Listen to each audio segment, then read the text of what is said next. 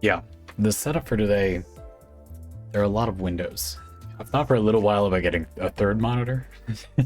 Welcome back. Today, we're going to do something I've been excited to do for a very long time, which is do a build brewery for Wingbeat Ishmael. Wingbeat Ishmael is a really interesting ego that kind of started a new wave of egos in Limbus Company that were focused on multiple coins. Up to this point, ego had been like tactical, high clash power, really good at getting the enemy defeated, but not necessarily high damaging attacks. And a little while ago, we started to get these ego that have multiple coins, so they'll do multiple hits, they might do some substantial damage, usually in exchange for some of that clashing power ego we're known for. Now, I have my own mixed feelings about that design choice generally, but this one is quite interesting, and a few of them are designed like this. The key thing today is that this ego can keep hitting up to 5 extra times if you can keep the sanity of your Ishmael ID high enough. So it's 2 coins. First hit, she heals. Second hit, if you hit heads, you use the coin again, but she loses sanity, so she's less likely to hit heads again in the future. You bleed, you inflict gluttony fragility, so she'll do more damage with each consecutive hit, and she also inflicts a lot of healing to the party. She'll heal herself with each hit quite a bit, and then if she caps out on healing, the healing spreads to the party. So you get a very big reward, but only if you can keep her sanity high enough, or you might think just get lucky, right? Like you just hope that you hit heads, 3 or 4 times despite your diminishing sanity. But the reality is that combining the upfront sanity cost and this sanity loss a few times, it's not very likely without gaming the system that you're going to get more than a few hits. But there are copious ways to game the system, a lot of which are already really well known in the Limbus Company community, but also a few of which I feel like maybe people know about and just chose not to use, but they seem much more fun to me. So yeah, I'm really interested in trying what I came up with a version of the team, possibly with some modifications from all of you. So we'll talk about that today. We'll run it in a mirror dungeon. We'll Wingbeat Ishmael one-shot some bosses. I don't know, like, what does this theme do? I wrote down the setup in quite some detail, and it's like sort of a lot, but you don't have to do all of it every time. We'll get into it. So anyway, welcome aboard. That's what we're going to talk about today at quite some length, with a long demonstration as well. Like always, these build breweries are designed with timestamps, but it's kind of meant to be a whole experience where you get an idea for how you might have fun with this game piece, not just you could copy the exact way I'm doing it if you wanted to. A lot of this is pretty general, like these are just things that are good with Ishmael's Wingbeat ego, but there's also a lot of things that are quite specific. Like I chose to go for almost the full discard package here, and I'll get into why. So yeah, I hope it's interesting to you. Obviously, we got to talk about Greg's totally ridiculous passive for Wingbeat. This is, you got to do this, come on. Which was kind of an idea spawned by all of you in chat. So yeah, I've just been very excited for this one. And it's been a while since we did build breweries. So welcome back. And welcome aboard, folks. Let me just send out the Discord notification and welcome people back. Asymptomatic, welcome back. Feather the Crow, welcome back. It's been a while since I last caught a Limbus stream. Welcome back, Feather. We only started doing them again a little recently, like a few weeks ago. We took a break for a little while, but I just had a lot I wanted to do. I wanted to come back. There's other games I want to play in the Monday slot too, but I just have a lot of build stuff I want to do in this slot, so I'm happy we're doing it. Welcome back. Asymptomatic, you said the current engine is primarily syncing aligned, yeah? Hard unsubscribe. Yes, we will talk about it more as we get into the team that I set up as a starting point for today's discussion, but there is a much more common approach that uses the Fishmail ID because of her passive, which makes her not consume sinking count when you hit an enemy with Tremor. But why that is significant, as with many things about this Wingbeat Ishmael thing, is kind of like indirect, like it doesn't seem like it would matter or have anything to do with this situation, so we'll have to get into it. But indeed, we are taking a significantly different route there. We're certainly using some syncing, but not at all the same approach. And you could rip on this quite a bit from what I chose. So hopefully you'll be a little more interested in this. Bionic Me and Rainmaker, welcome back. Buildcraft crew, rise up. These are in fact the buildcrafting boys and girls that will be joining the bus today. I like how Limbus Company always refers to them as children, even though almost all of these characters are like easily 18, if not, you know, like in their 20s, or I would believe 30s for many of these characters. There are some of them where it's like noteworthy that they're younger, like Hong Lu, I guess I get the impression is like a teenager maybe, but is, you know, mature or acts differently than his age. But I always find it amusing how they treat these like above average level of maturity written characters, certainly for video games, as be like sometimes they're referred to in their stories as being like the child like drew her weapon and started swashbuckling the enemies and committing first-degree murder, and it's like, is that the vibe? I feel like they're pretty much just adults. Like they're certainly written as pretty much adults. So yeah, I don't know. Fiction, am I right? All right, sweet, let's go. Bionic Me, you said you were adamant that today's tour bus was worth hopping on even if one was not a regular, so why not? Yeah, especially because I had said to you, Bionic Me, that the specific reason is that this is so focused on just one attack that I think it's easy to follow if you have not played Limbus Company before, in a way that a lot of other builds in a game like this might not be. You know, it's quite difficult to make these types of streams accessible because you have to be fairly deep into the game for you to even have the option to make builds like this a lot of the time, depending on how the game's build progression or unlocks go. Certainly in Limbus Company, you have to have like a lot of identities and ego to be able to make team decisions, let alone optimized to this degree. Like I own darn near every single thing in Limbus Company, and so sure, I can use literally anything that influences the effectiveness of this attack. And you could get those things, you know, if you have the ego shards, you could just buy all the stuff from the shop using this in-game farmed resource that is relevant to this theme, and then you would have, you know, this one team and nothing else. And we'll see today how good. Should you do that? Probably not, but let's find out, you know. Probably not, but we'll find out. Yeah, maybe. Some of these are among the first units I would recommend that you try to unlock if you just wanted like a generically good unit, I guess. But overall, this team concept is kind of janky, so I don't know. Yes, Bionic Me, I think it will be easy to follow. Let's jump right in and start breaking down what it does. So first of all, we'll start with a section quite humbly called literally just I'm gonna say why Wingbeat, maybe, or what's Wingbeat is sort of gonna be the section. But what's the big deal? So as we talked about earlier, the main thing about this attack that makes it exciting to consider optimizing is that it can hit a lot of times. You can reuse the second attack many times if you hit heads, but you lose sanity each time, and the ego costs sanity. So if you're not familiar with Limbus Company, or this didn't occur to you as it didn't to me in the past, let's say your unit you've been doing well while fighting, your unit has 45 sanity, and this influences your chance to get heads. What would normally be a coin flip, you have a 95% chance, plus your 45 sanity percent chance to get heads. You are basically guaranteed to get heads. So this seems like not a big deal, you just have to hit heads 5 times in a row, but not only do you lose sanity every time you hit heads, thus you lose 1 or 2% chance to flip heads every single time the attack succeeds, the ego costs 25 sanity up front, so you're already down to only a 70% chance to hit heads, and then you lose 1 or 2, you know, percent chance every single hit, and all you have to do is miss 1 heads flip, and you're off. Starting at 70% alone is enough to make it rather unlikely you're going to get further than 2 or 3. So influencing Ishmael's sanity while she's doing this attack can dramatically increase the amount of hits she'll do. You can go from doing quite frequently just 2 or 3 to doing 6 or 7 reliably, which is, or 6 is the max, which is powerful. I mean, that's just exciting, I think. And you get a lot of rewards. I think that's the other thing, is they gave the player quite a large carrot for doing that. You will significantly heal your entire team. Ishmael will definitely be healed to full. You'll do a lot of damage if you get to the end, because you do 10% more damage every time this succeeds. You inflict a not insignificant stack of bleed, especially depending on what ego gifts you have, and that could be converted into a lot of damage.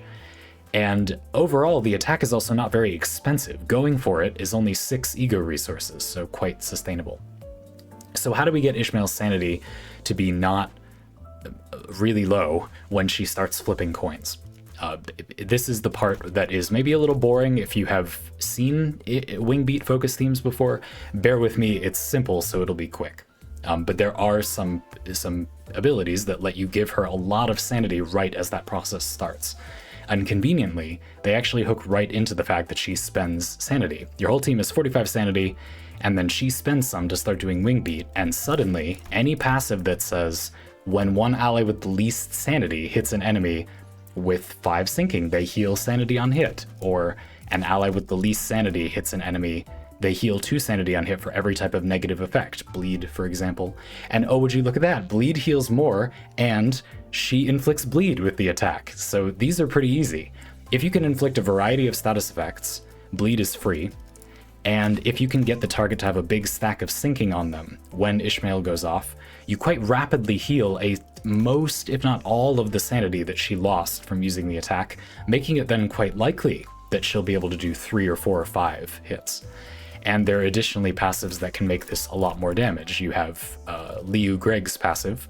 One ally with the slowest speed, put a pin in it, deals 30% damage with their 4th and subsequent coins. Now, 4 coin attacks are not very common, but we're going to 6 or 7. Is it 6 or 7? Anyway, and the later hits will do more damage because she's stacking Gluttony Fragility. That's a 30% more damage for the bigger part of the damage is really good. But if you don't do anything to influence her sanity while she's doing the attack, she probably won't even get to the 4th and subsequent hits. So suddenly this can make a pretty big difference. So we got our basic shell. If we can get her to be slow and do the attack when enemies have bleed, other status effects, and also a lot of sinking on them, then she will do explosive levels of damage. And if we could make that at all reliable, then it's not a very expensive attack. She could just do it as much as she wants. You even get a heal, and she heals back the sanity. So it costs almost no resources if we can get it to happen consistently. Can you get it to happen consistently? Well, this is where we get back to that thing from before.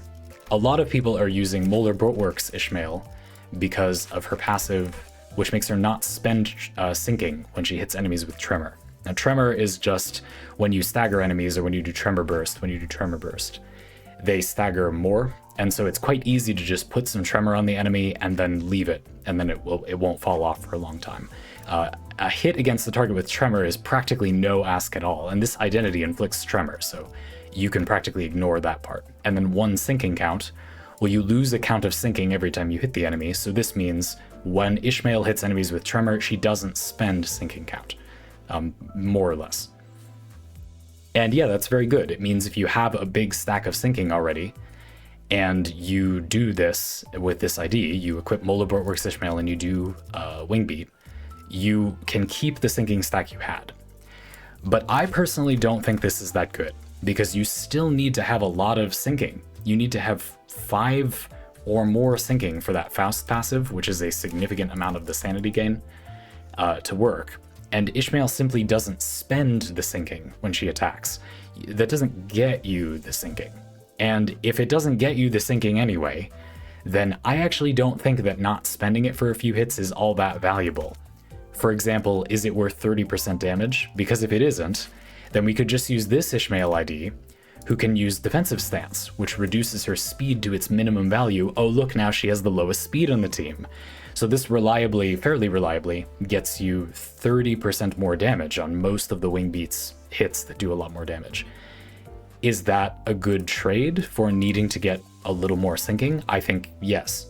So that's what I'm trying to do here. I think that's why Ishmael is a better fit, because I think her having low speed and being able to manipulate passives is better than just having help getting the sinking online. I mean, when you think about it, it's like she doesn't even actually help you get the sinking, really. Molar Ishmael's a fine ID for sinking count, but she just says if you have the sinking already, I won't ruin it. It's like, I'm not thrilled by that. I'm not. I'm much more inclined to say, well, let's just use Rhymeshank to do a ton of sinking, and then she already almost has enough that she has enough to use Faust's passive anyway, and then we just need a little bit more, and the IDs that would fit on this team, while avoiding the passives that I want, already do a bunch of syncing. Like, why don't we just do that? It's not that hard to just get enough syncing, in my opinion. And you need to get syncing anyway if you use Molar Ishmael. She makes you not lose it as easily. I was more interested in doing a team that's 2 statuses. So Tremor, I still want Tremor because I want different statuses on the enemy for Yisong's passive. He says that if you have more different negative effects on the target, he heals more sanity. This passive is worded a little funny. It says if one ally with the least sanity heals 2 on hit for each type of negative effect on the target. And then it says max 6. Does this mean max 6 effects or max 6 sanity, meaning max 3 effects? I believe it's the latter. Max 6 sanity healed for 3 effects. Yisong and the Ring Pointillist Udis, both of their passives in their kits or conditionals on their abilities work with 3 statuses as well. So I think it means 3 statuses. So we get bleed for free from Ishmael's Wingbeat itself. We need syncing for the Faust passive, so we're already going to have syncing. Now we need 1 more. And the 2 easiest ones to keep on an enemy are Tremor and Burn, because you just lose 1 count at the end of the turn. Tremor, you lose more if you burst it. And what do you know? The Ishmael ID that makes her speed low is a Tremor ID. Okay, let's do Tremor and syncing. And if we're doing Tremor anyway, we can transform the Tremor into a type of Tremor that gives us some benefit when attacking, like Tremor Decay. Lose defense level for every 4 Tremor potency on the target. So great, let's bring that too. And quite quickly, the team is taking shape. You can adjust how much Tremor versus syncing, but I chose to go for a 50-50 split.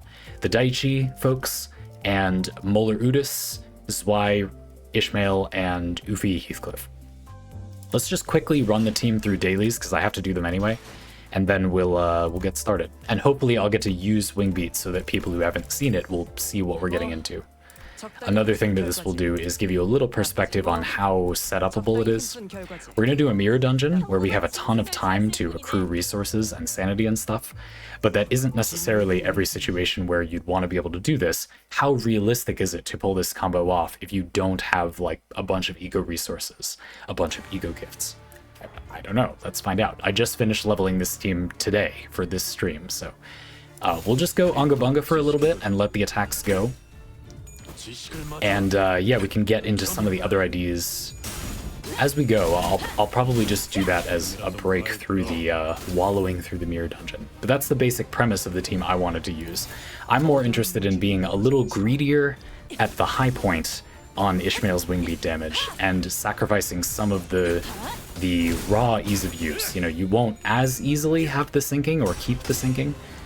But if we're gonna stack something anyway, like we need negative status types anyway, why not just like do half a syncing team and use Rhyme Shank, and then, you know, we need another status effect anyway, and this ID does Tremor, so why don't we just do Tremor for the other half? It doesn't particularly seem that bad, and then you're freed up from using Molar Ishmael. Whose idea was it to put Boatworks in the Molars? No wonder they need fixing. I know, right? That name has always like...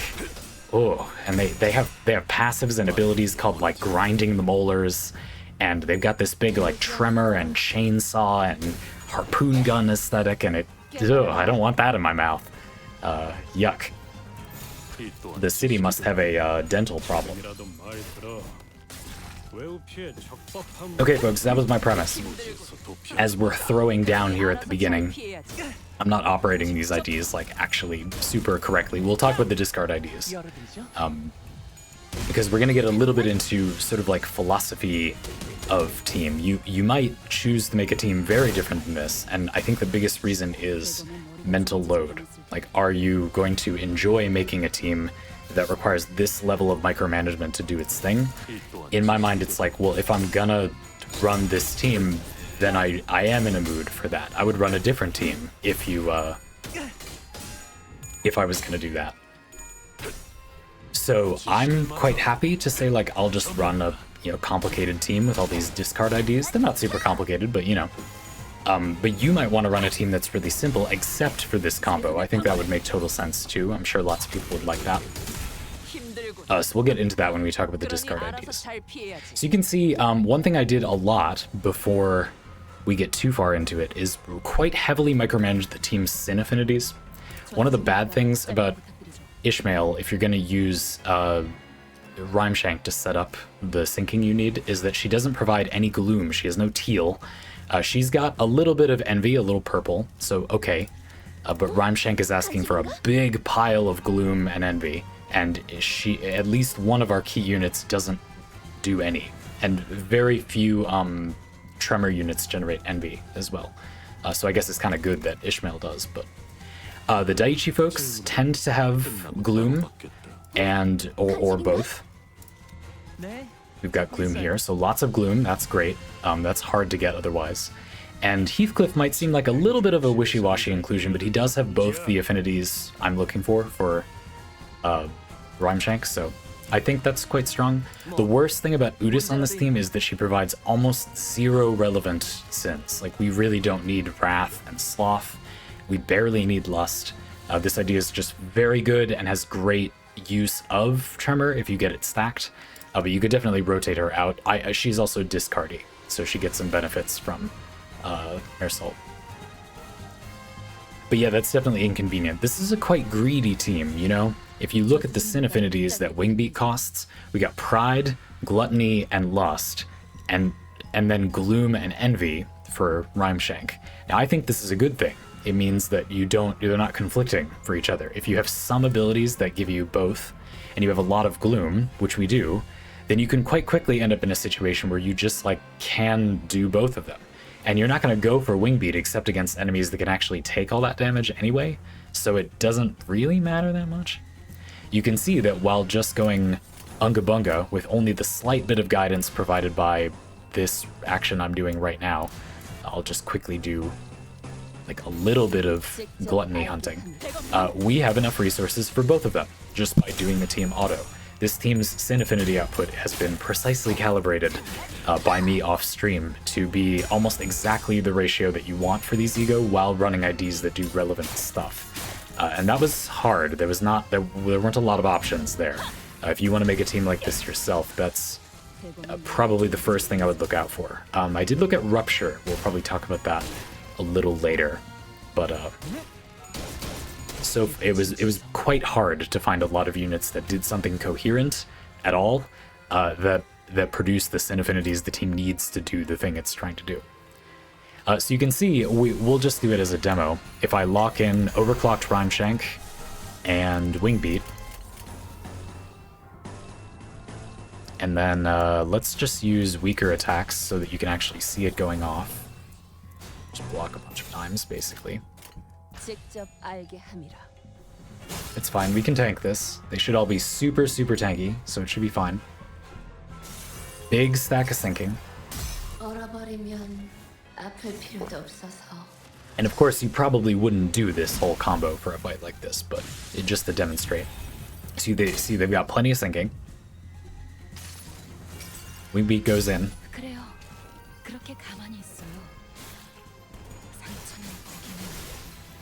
Oh, pretty casual 5 Wingbeat combo. Not amazing, not perfect, but pretty good. I think some of the passives were not active. Yisang's passive, we don't have enough Lust yet. But again, in a longer fight, you would. And that is a reason why Udis having some kind of irrelevant to the team sins is sort of good, because we do kind of need a little of everything. So you get it. Fairly straightforward, but you get a big burst of damage. That actually wasn't that much, because we haven't fully set it up yet, but... and it's actually fairly easy to get it going. You don't have to do anything crazy with these units to, get the damage out. Jaman, you said, did we talk about Land of Illusion 4? Ooh, does that work? Because that's really good. No, but we will. Is that a thing? I've never understood that sanity efficiency clause. Let's go look at that. So Jaman has pointed out that there's another thing in the game that may provide something we're looking for, which is Honglu's Land of Illusion ego. At Uptype 4, I don't think it does this before Uptype 4, but at Uptype 4, it says, after attack, next turn, -2 sanity loss efficiency to all allies, and -2 to the amount of sanity lost from ego use. Now, this is pretty good if it applies to the situation. Obviously, this means Ishmael only spends 23 sanity instead of 25. I'll take it. And then this says -2 SP loss efficiency. Amount of sanity lost due to the identity's Base factors decreasing sanity. What is that? What does that mean? Does that mean this section? So not Wingbeat's trigger condition. Like, not this. I don't think it affects that. But it does mean that this costs 23 instead of 25 sanity. Yeah, it's small, but certainly every little bit counts. Now, one problem with Land of Illusion is that one, it costs 5 gloom and 1 lust. The team does make a lot of gloom, so you might have the gloom, but it does cost a lot of gloom, sure. This is a good ego in general too, of course. But the second reason is that Honglu does have something pretty good you can use as a damage enabler. Effervescent Corrosion. Oh no. This inflicts 2 Gluttony Fragility next turn. So Ishmael, if you do this the turn before she Wingbeats, will do 20% more damage for the whole Wingbeat chain. And doing it the turn before is really good because it means you don't have to hit them before you do Rhyme Shank. You don't have to take sinking off of them. So I think this is promising, and I feel like that 20% damage is probably worth more than 2 sanity for Ishmael, but then it also costs completely different resources. It's got its own problem. It costs 6 gluttony and only 1 gloom.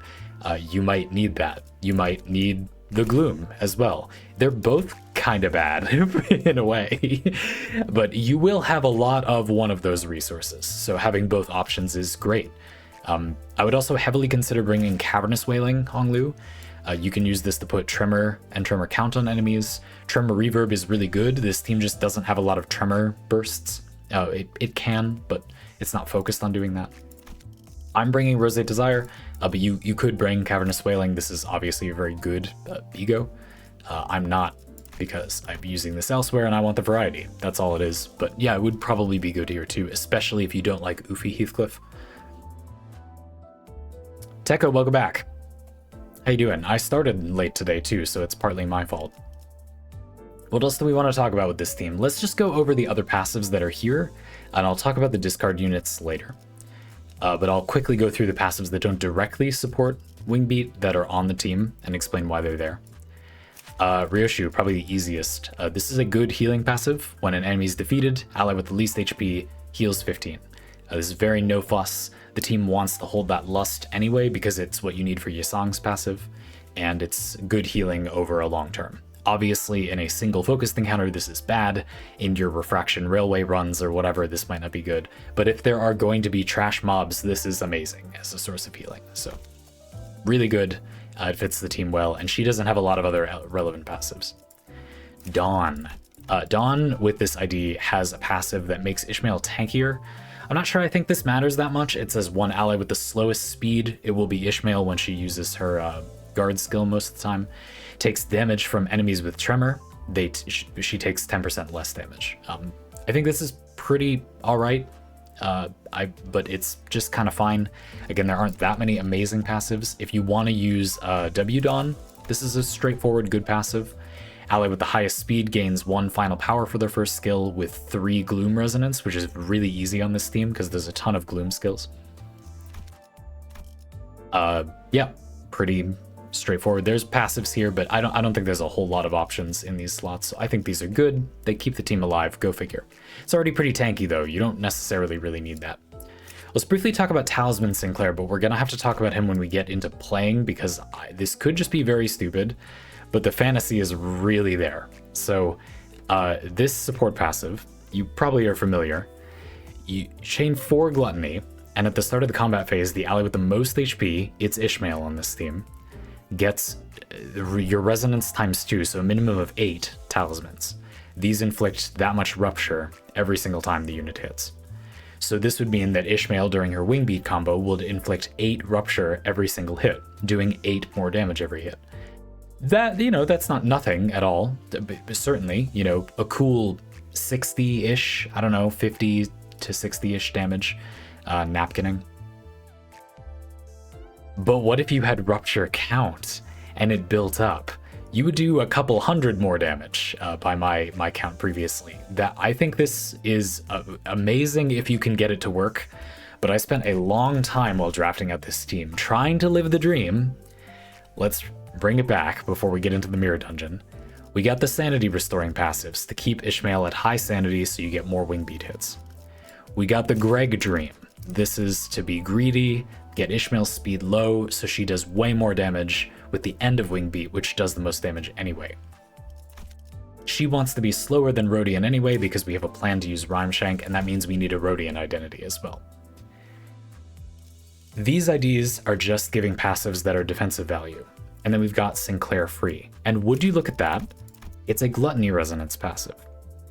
And we don't need the rest of the team to be anything in particular, just some different statuses for Yusong's passive. So why don't we use Rupture for those other units? I thought to myself, naive hypocrite that I was. So let's look at that briefly. Let's try to use Rupture units. Now remember, we don't have a whole lot of flexibility for which units to pick. We need to have Ishmael and Rodian on the team at minimum if we want the syncing and to do the Wingbeat thing. And to get Greg's passive consistently, we need to use this Ishmael identity. We can change the Rodian if we want to. We need a lot of Gluttony for Wingbeat, significant amount of Gluttony, as well as a lot of Gloom and a lot of Envy for Rhymeshank.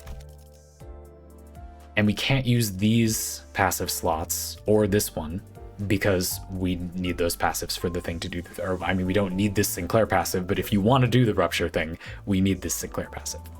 So we can only choose from IDs for these two, well, this slot, and then 4 other sinners from among these, Udis and Heathcliff. So let's start looking. I mean, how bad is it? So Heathcliff, if we're looking for a Rupture identity, none of Heathcliff's ego really do anything related to Rupture, but we do have 7 Heathcliff. He provides Envy and Gluttony, okay. I don't think this ID is very good in this situation. He doesn't give you a lot of Rupture count except with the skill 2. So I personally don't think this is that good. He isn't really helping you stack it that much. And this ID, in my opinion, is really only strong if you're going quite hard on Rupture, which if we can, we could put a pin in it, but let's see. What else we got? Udis has a little bit of Rupture on 7 Udis. We have Gluttony, okay. Sloth and Lust are some of the least valuable sin affinities, but we do need Lust somewhere, so okay. And Udis does have a really good ego for inflicting Rupture, though it really just makes her go Rupture neutral. Ebony Stem, if you're not familiar, the passive is when you hit with the Heads coin, you inflict 1 Rupture count next turn. So basically you, in the grand scheme of things, you go Rupture neutral, but only the next turn. This could be good, because it would mean if you hit with a lot of coins with Udis before Ishmael's Wingbeat turn, you get a ton of Rupture count that wasn't interrupted from last turn.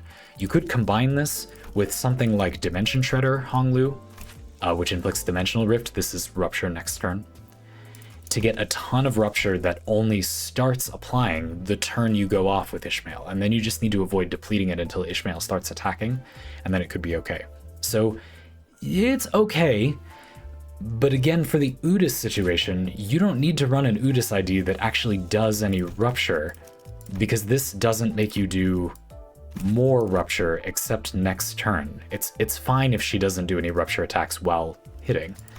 It's just many coin hits, and this ID does hit with a lot of coins.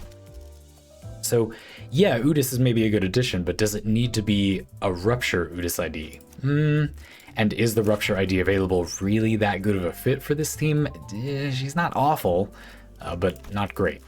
And indeed, by having less hits on her coins, she's a little worse with Ebony Stem, you could argue. You basically just want to maximize coins, which we mostly already have by using Molar Otis. Okay, Honglu. Certainly it would be very nice to continue bringing Honglu. He's got a couple of other beneficial ego, as you all brought up. You could add Dimension Shredder, which is more next turn Rupture count, so that's looking good. Dimension Shredder does overlap a little with the resources for Wingbeat, but it's probably fine. You'll probably have them, and it's a great ego. He gets an extra life. Great, good stuff. Honglu Rupture IDs. It's not great. I don't have Fang Hunt Honglu leveled, but he does do some, like, he has the thing where he won't consume Rupture if they have a lot, but he doesn't particularly stack a lot of Rupture count as far as I remember seeing. No, not in particular. So I don't think that's going to help a lot, but it's not terrible. Keiko Ponglu, famously bad at rupture count. He doesn't provide almost any, except with his skill 3. And again, these units don't have great sin affinities for the team. Usually just gluttony. So not looking good so far. Somebody brought up Lantern Dawn. Yes, I think this is a potential option. Lantern Dawn has gluttony, gloom, looking great so far, and lust, which we do need some of. And then you have some good egos. I suspect Fluid Sac would be easy enough to fuel on this team, and this is a great clashing ego. You get Wishing Cairn, which does some bleed count, which is really good for following up Ishmael's Wingbeat, stacking a ton of bleed. That's great. You get 4 bleed count out of it. So, yeah, it's looking okay, maybe. This team might possibly end up being assembled with literally 0 Wrath and Sloth output. So, I wouldn't go too high on this, but if you can get it, you're certainly not going to spend those on anything else. So yeah, Lantern's not bad. You get a tank option, for sure. And there's not really a reason you need to keep Mersault, for example. He has pretty bad ego for this team. At first I was excited by this ego, but this ego's main function is to use up bleed count on the target without needing to wait for the target to attack more, which is actually the opposite of what we need here. We're going to stack a lot of bleed with Wingbeat, and then we need count so that it doesn't fall off immediately. Consuming it will happen very quickly because the enemy will have no count, so this doesn't particularly accomplish that much. It's not, obviously it's just a good ego anyway, but it's not particularly valuable. And I mean, Mersault's ego are good and all, but they don't have much synergy with this team. Neither does Mersault have, in my opinion, a particularly exciting rupture-related ID. He's another one of the ones where he doesn't really stack much, he just doesn't really spend it when he hits. Again, we get Gluttony and Gloom, not terrible, but I don't know if I see that stacking rupture.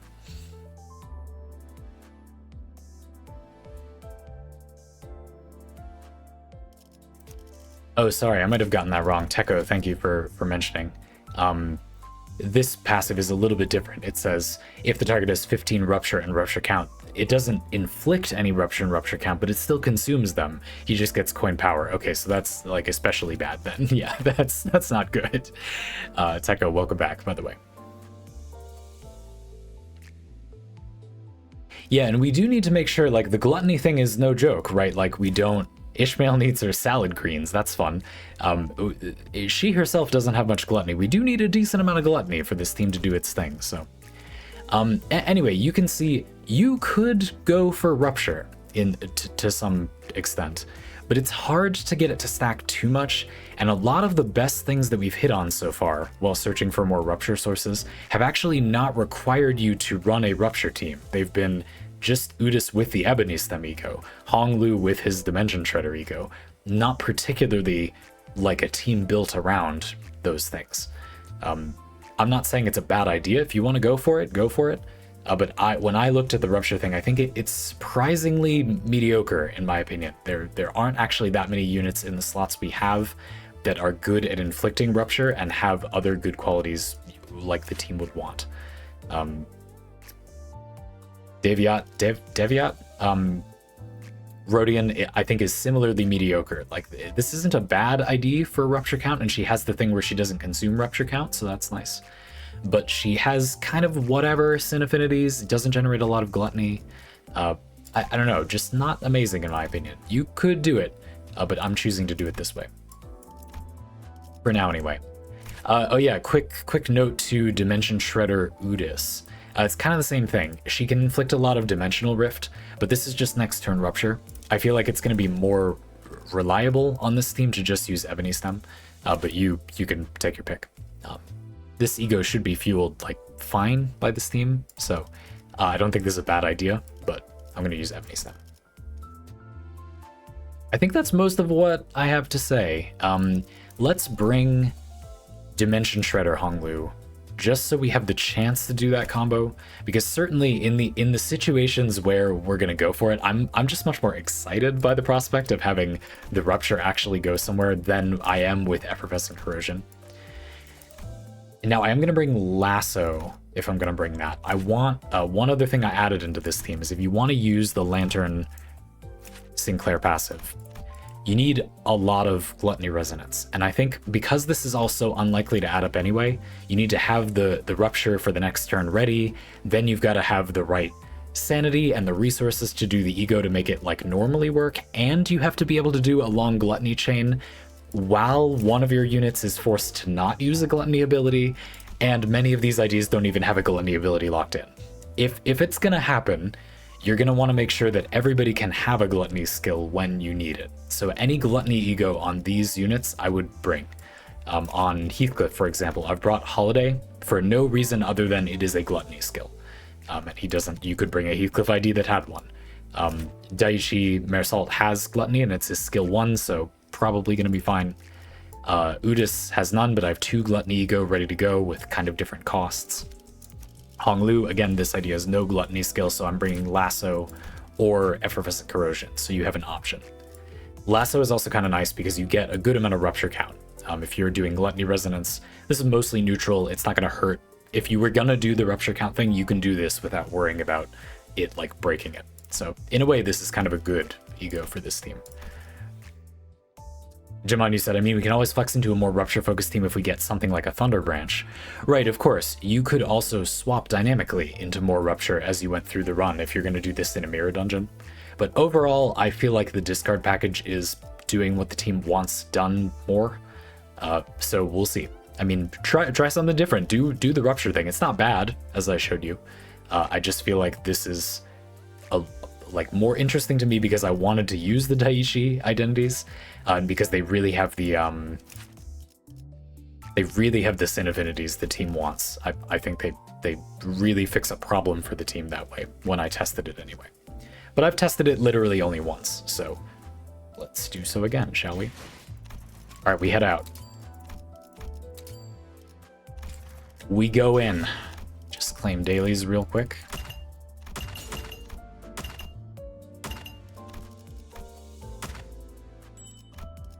Yeah, remind me if we get the Hell's Chicken thing. Definitely this is a team where, if you count it up, we're using almost every status effect in Limbus Company on this team. And under the right circumstances, we are outputting quite an amount of some of those statuses. So ego gifts are quite exciting on this team. If you see an ego gift that enables a certain status type, this team outputs, it's a sinking and tremor team, so you got those. It outputs significant bleed and rupture under the right circumstances. There's no real poise, although we do have Udis' Sunshower ego. Really, the only thing the team isn't doing is burning. And I mean, you well could. There are some burning ego in here. I don't know if you really want to do that. It wouldn't be a bad idea. You know, it stays on the enemy just fine. Burning might not be a bad fit for this team if you were so inclined. But and charge, right? But charge kind of doesn't count in my opinion. And we do have some of the IDs that are doing the thing where they stack tremor on themselves, which is literally like, that's just charge. Like charge is enough of a mechanic that I forgot it existed, and tremor is often kind of used as charge as well, as it is on Zwei Ishmael. So I'm gonna say we get a pass with charge. Yellow charge, that's right. Tan charge. Yes, yellow charge, my child. So yeah, let's head out, shall we? We begin. A very thorough explanation of the situation on the ground with this version of this theme. Obviously, you could do it plenty of other ways, and I wanted to give you a window into that. I fiddled around for a couple hours, I think, looking at this team lineup, but I settled on this, and that's why. You're equipped to not do that. By all means, like, do something different. Rupture is a great idea. I don't think that's at all bad. Starting ego gifts. I suppose sinking is sort of the most immediately useful thing, but a lot of these gifts don't. Oh, wait, okay. This inflicts some sinking count, so I want that.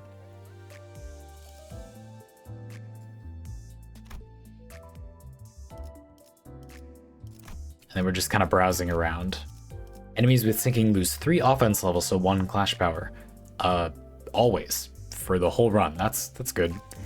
You can't do this, but I really wish you could. You can't pick one gift here and then pick up a gift from a different category during this version of Mirror Dungeons. If you could do that, that would be quite powerful on this theme, but you can't. Still pretty good, though. We go in.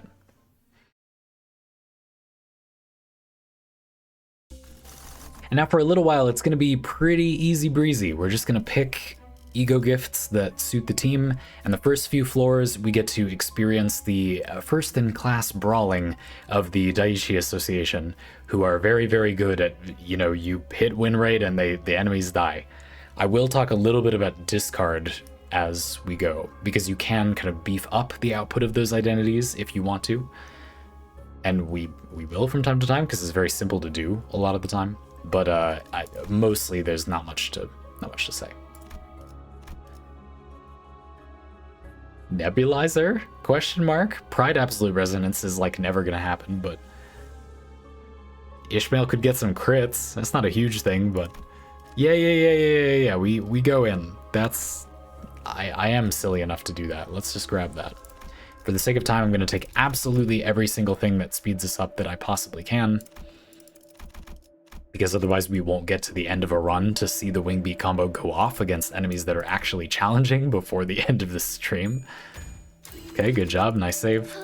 Zippo lighter, okay, so I showed you a demo of the resources, but we're gonna have a whole hell of a lot of them now. And then the order for the IDs, yes.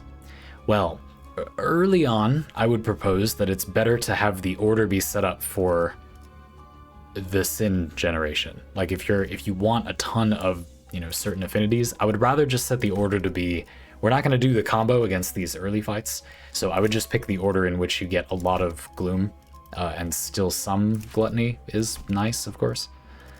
And it's also nice to have the discardy folks at the front because they're tankier. In fact, I think I'm going to do that. Let's do Mersalt, Rodian, Honglu, like this. And I'll switch this around later, though in focused encounters, of course, everybody will have a slot, and we kind of want all 6 of the IDs in play for a focused encounter, so it's not going to end up mattering. This can be for maximizing discard output. I think the discard units do, most of them favor having more slots, so I would say they benefit more. But also, we mentioned Udis's sin affinities aren't that good on this team, so certainly a little bit great, but you know, you need them by far the least. Asymptomatic, you said, what was Wi-Fi Heathcliff up to again? Might have been a while since I was working with a client. No problem. The idea is he gives you tremor. You get some tremor established, which the team is kind of forced to being a little tremory anyway, if you're going to use that Ishmael ID. And then he's got tremor decay.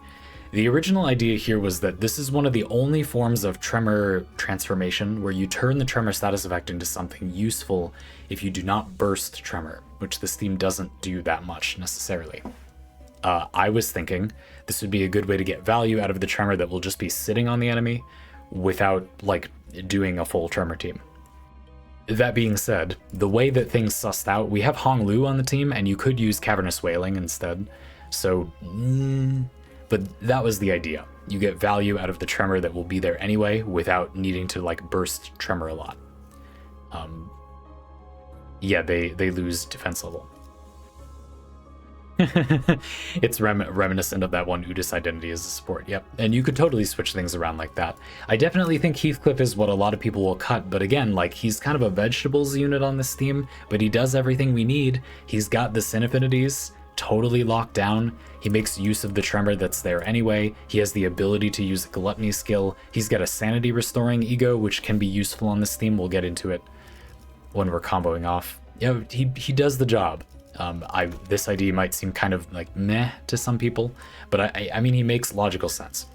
Use something else, like go for it. But that's why he's here. Losing defense level, yeah. Techo, you said, I will say the reason I like this combo is that it's very viable even with just the basic tools, Faust and Yasong passives, so you don't need to actually invest the whole team into it, and can just fit a giant stupid nuke into any random team, for sure.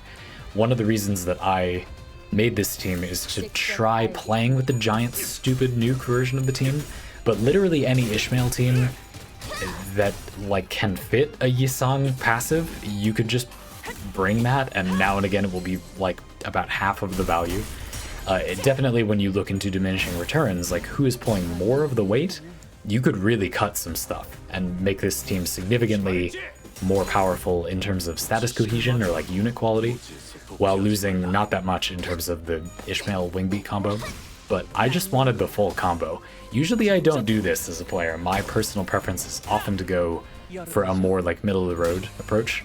But I find it fun to do different versions of these things, and I thought this was a team where you really get a benefit from doing that. There's at least some substantial, exciting ideas that are probably not practical, but let's just try it on the team, like the Liu Gregor passive going nuts, yep, and like the dream of getting Talisman Sinclair to work. I feel like it probably won't. Certainly in terms of effectiveness, like that's not that good in my opinion. But it doesn't really matter, you know, it's still going to be an effective team, and I think it will end up being really fun. But that's another great point, Techo. Certainly this is a team that you could have a lot of fun with without having the full squad. You know, one of the great things is that a pointillist Yisong is already one of the game's better units on the whole, if you care about that. And so it's not exactly a big ask to say, oh, just get like the best unit in the entire game. Oh, and also he enables this totally separate thing, you know, when you can bring yourself not to use him. And then Faust, like, it's a 00 ID, so the buy-in's not that high. And then you have a lot of the value as long as you get the Wingbeat ego. So the idea that you could get Molar Ishmael or Zwei Ishmael, and both of them would give you like a vehicle for a team like this, and then you can kind of build other statuses around it, is cool. You know, it just makes it more flexible. Who doesn't love that?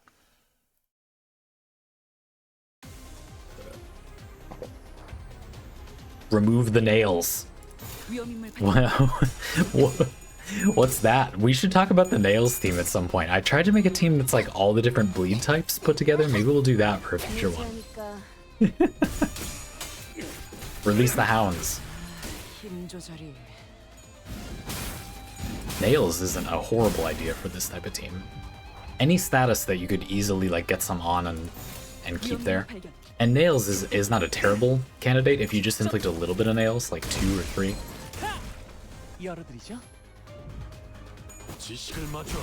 Techo, you said in practice before Ring Yisong came out, I used this on a sinking team with Molar Ishmael and Faust passive, and it worked quite well. Never tried Liu Gregor though.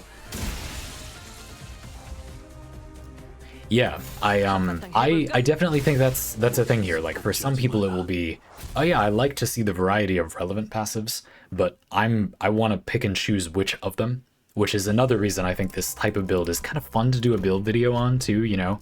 We get to show a very wide range of things that could be relevant to doing this, and then the audience can pick and choose the things they like. We show a lot more tech for a lot of different versions of the team all at once. Which is not what happens in, I guess this is kind of a narrow team, but like in more holistically designed teams where everything locks together. This is like the absolute necessary components are extremely minimal, and then there's just a lot of stuff that adds value to the team.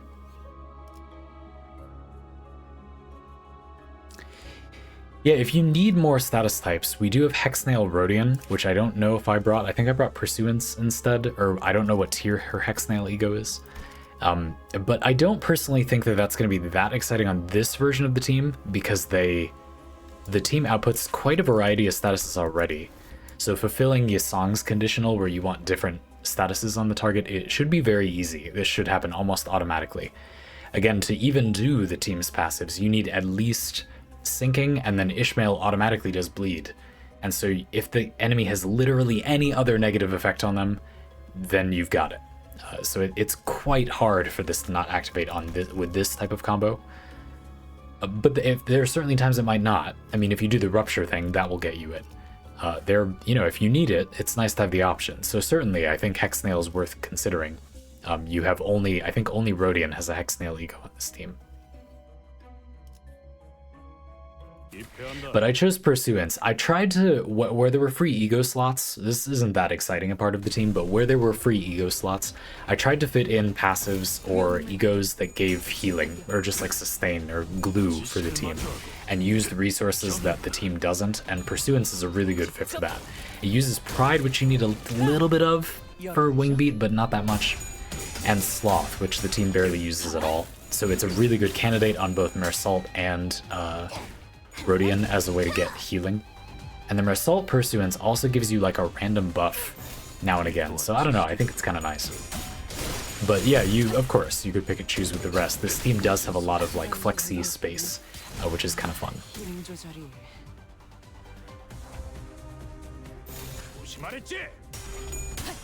Again, we're just auto-clashing for now because with a team that is fully leveled and stacked out like this, there's not going to be any challenge until the first few floors are done. But then we'll start piloting the discard IDs appropriately, which is not that hard to do. I actually wrote a little bit of a primer for that for both myself, so I remembered as I was streaming and I'm distracted.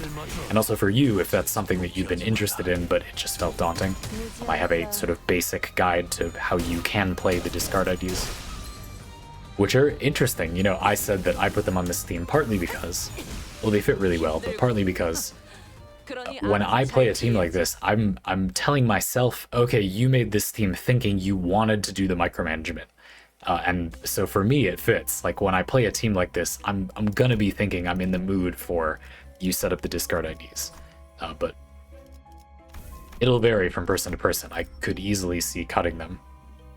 You could think of this theme as, you know, you have the Wingbeat combo to one-shot bosses, and then make the team as unga-bunga as possible for normal content. So you could just hit win rate for the entire mirror dungeon, and then against the focused encounters, you just pop the Wingbeat. You have to think about it for a sec, but the fight will be over really fast. Like, you could use it that way. I'm not sure if I want that yet. The discard IDs don't require that much micro, but anyway. What do we got?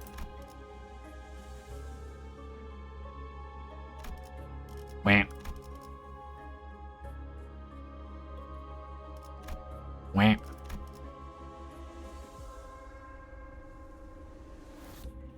Wham. It's gonna be this, I think. And maybe as early as floor 2, it will be appropriate to go for the wombo.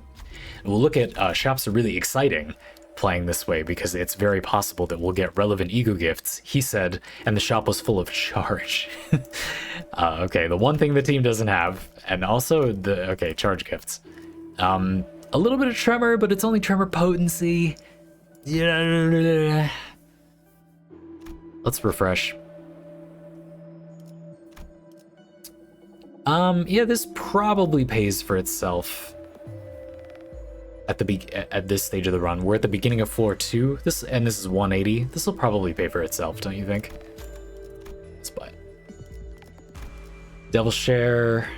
Currently, we have Nebulizer for potency, so it's going to give people haste.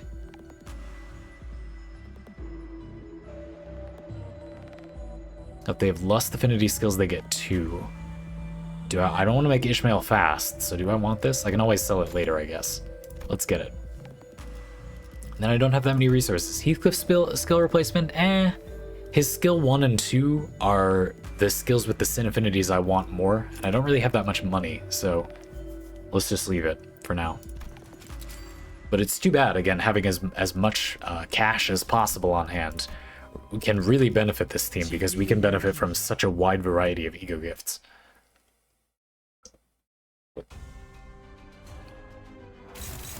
Focused encounter, likely not worth using the resources on, but I might just do it anyway because it's fun.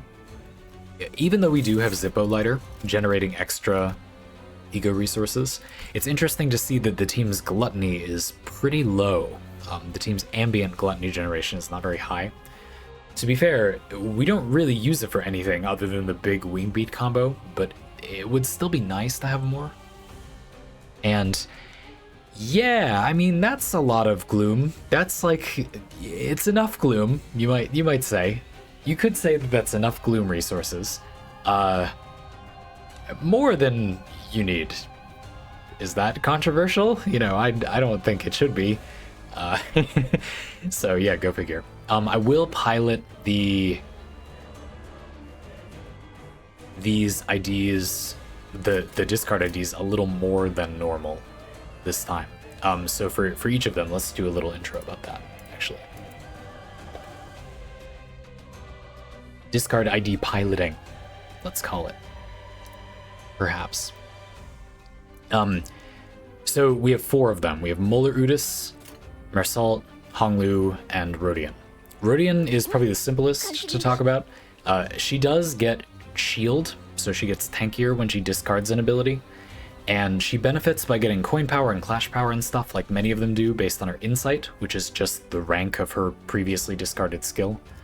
But what ends up happening is if you discard her higher ranking skills, her lower ranking skill kind of compensates, and if you use her higher ranking skills, they'll discard her lower ranking skill, get less of a benefit, but the skill is already powerful. And so the result is that you can basically just go ham, and no matter what you do, it's about the same level of a lot effectiveness. Sure, you can micromanage it, so you basically never use the skill 1, or you always use skill 1s, but personally I feel like it's fine to just go unga bunga here, if that's what you want to do. So, meh. Let's talk about Mersault and Udis next. I would consider these to be traditional discard IDs. They have the standard benefit of their skill 1 is, well, Udis' skill 1 anyway, is really bad. Not absolutely terrible, but really bad. And her skill 2 and 3 are really good, and she profits on that because she's a discard unit. She could just discard her skill 1. Her skill 2 and 3 both discard lower ranking skills, so you'll probably just get rid of her skill 1. And if you have a situation where you have a skill 2 and a skill 3, you can do the guard trick, the defensive trick. If you put a defensive skill here, then the skill under it will be there when you get back, but it can't be discarded. You're kind of protecting that skill from being discarded. It's not appropriate here. I would rather use Slice, and that will discard weight up, which is what I want. But if you have 2 good skills with an ID like this, you can protect one of them with a guard, use the other one, and then just use the first one next turn. The guard will block it from being discarded, but it will still be present underneath when you get back. And Mersault is largely the same way. And Mersault does this interesting thing in his kit, where he can apply this erudition buff to discard IDs. So he'll spread it around. Everybody will get some that has discard. The main benefits of this are there's 2 things. When discard IDs discard, well, they have it. They get some shield, just whenever they discard. That's nice. Against bosses that do damage to everyone, it's great. But the main thing is that if they have insight and they discard a skill, they get clash power. And most of these IDs, even if you put them on autopilot, will usually fulfill this conditional. So it's just a free 1 clash power all the time. That's nice.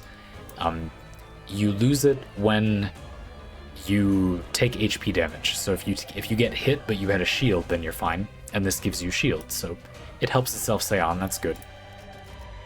Mersault does have this gameplay flow where he can build up more insight by consuming his erudition stacks and turning them into insight.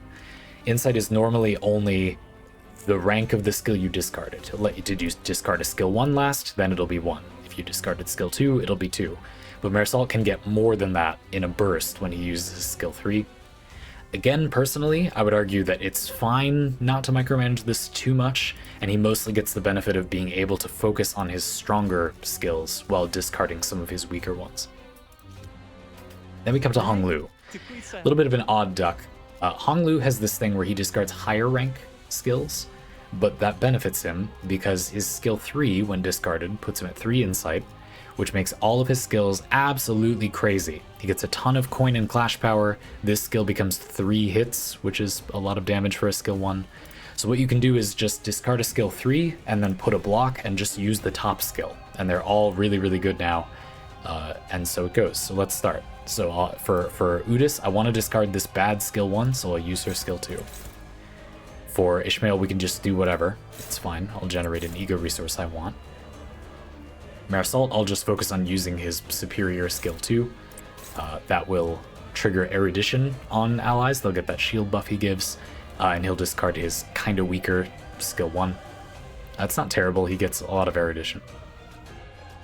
For Honglu, I'll deliberately use his skill 1 so that I discard the skill 3, and then I'll just put a guard skill in and use the top skill every single time. He'll have good insight. This will make him do big damage with his other skills. Heathcliff, I'll just pick whatever I want. And Rodian, again, I'm happy to just emphasize her stronger skills or whatever comes. You don't want to set up defensive stance for Ishmael? I fully admit that because these IDs are all so complicated, I know of the benefits of defensive stance as being she slows down for my Wingbeat combo, but not necessarily how I'm going to play this ID generally. Ishmael is a double tremor ID, so she inflicts tremor, and she also stacks it on herself. And could I give you a synopsis as clear as what I just gave you for the discard IDs of this unit's benefits? No. But the main thing is the defensive stance makes this skill 3 do way more damage, and it's defensive stance. So let's try just setting it up. She gets a lot of tremor count, which charges her other effects, and it's a tremor burst, go figure. So sure, I'll start with that. Power guard is always fun, and we go. Jaban, thank you for managing the complexity with me. I am happy to take all the help I can get with defensive stance Ishmael. Now, because her defensive stance also, her guard also gives you a tremor burst, I was thinking maybe this is a team where you do want to set up tremor burst a lot. Like, that's something to consider as well. So I don't know. A bit torn. What are you going to do? Disgusting levels of damage. Honglu, I'll put a guard skill here, and then just use whatever comes. These skills, when empowered by his 3 insight, do just disgusting levels of clashing. This is a 22 clashing skill 2. Udis has 2 skill 1s, which sucks. We got all 3 skill 1s in a row, but normally it's not a big deal. You could use an ego or just use her guard. In this case, there's so few attacks incoming, I'll just use the skill 1. It's not the end of the world.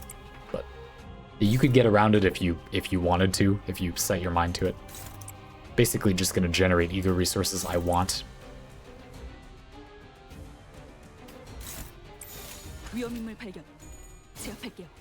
Yeah, I think it's too early to Wingbeat. We're going to end up killing the enemy with normal attacks so fast. Let's wait till floor 3 to do a Wingbeat. You're right, I described it as if we were going to Wingbeat, but I don't think it makes sense yet.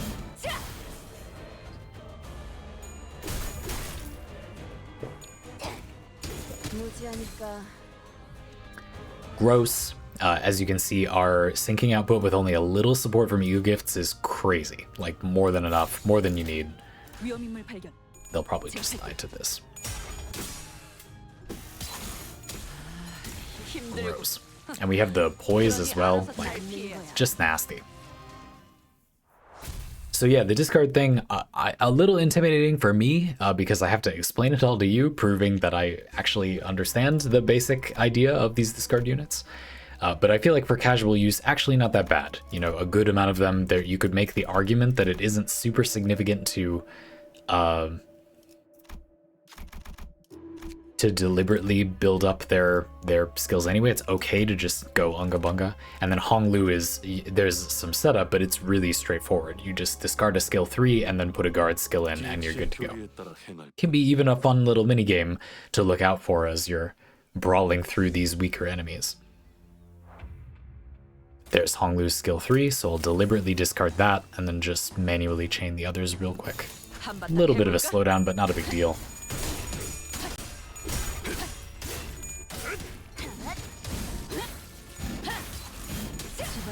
Everyone else pops off. Then we'll go to Honglu, do a guard, and now win rate will never pick the dodge because he's not going to clash and win if it's a dodge ability. And he'll just be able to use his powerful skills the whole time. Been pretty happy with the damage from Mersol. He's not a very popular unit from what I saw from a quick perusal of other people's builds with the Daichi or the discard IDs in general, but I've been pretty happy with him so far. And he does provide some beef to the other discard IDs.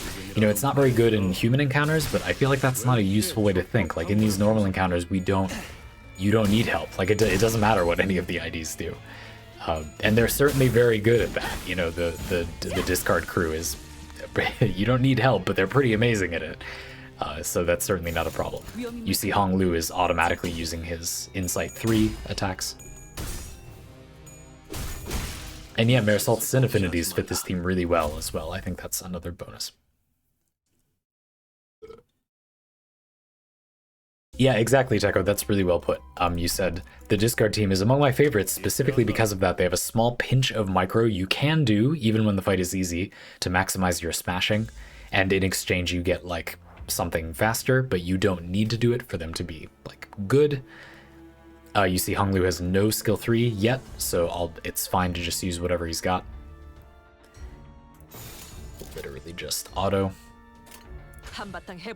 But yeah, there's more stuff you can do. I am like a little bit summarizing the discard squad because I think that's helpful. Like, you can go only that deep and you have 90% of the value. If you really like these units, you can get into fiddling around with Rodian's Insight, which I used to do a lot. You could definitely do some shenanigans with Marisalt because his 3 skills are quite different. I think overall it is fair to say he's pretty similar to Udis. But his 3 skills kind of do have different roles, which is interesting, but just like I don't think a huge deal in the grand scheme of things. And you can see these IDs are also so powerful that in a lot of cases the fight is just going to be over even before they're set up. I let him use his skill 3 because they're dead, you know. There's no need. But later in the Mirror Dungeon there certainly will be a benefit to that. And Hong Lu, Rodian, and Udis here are discard IDs and also pretty unarguably the strongest or among the strongest IDs for their sinners anyway. So you certainly don't have to do the micro if you don't want to. Yeah, that's the other thing. This is kind of tricky, but something I really like to bring up in build videos is the idea of getting to use a unit a little bit.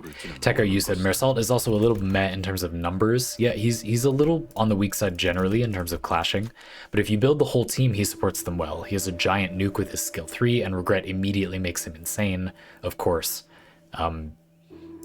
The big thing is that if you have other discard IDs, Marisalt has this thing in his kit where he charges up faster when other units discard. If you have, I think, Gloom Resonance, which this team can do very easily, as you've seen. And the result is that if he's on a team with other discard units, he gets a lot stronger. He does give them a benefit, and I think a lot of people have gotten a little over hung up on the benefit of erudition to other allies. It's clash power, which maybe some folks have overlooked, but it's not huge. It's not that great, no. But the main thing is that if you have allies that are discarding, he gets more erudition, which makes his skill 3 into a bigger nuke. So if you can fix the clashing with Regret, and you can fix his like weird form of charge up with having other discard units for erudition, and you have enough Gloom Resonance to keep this on all the time, he's actually been pretty sweet most of the time, has been my experience.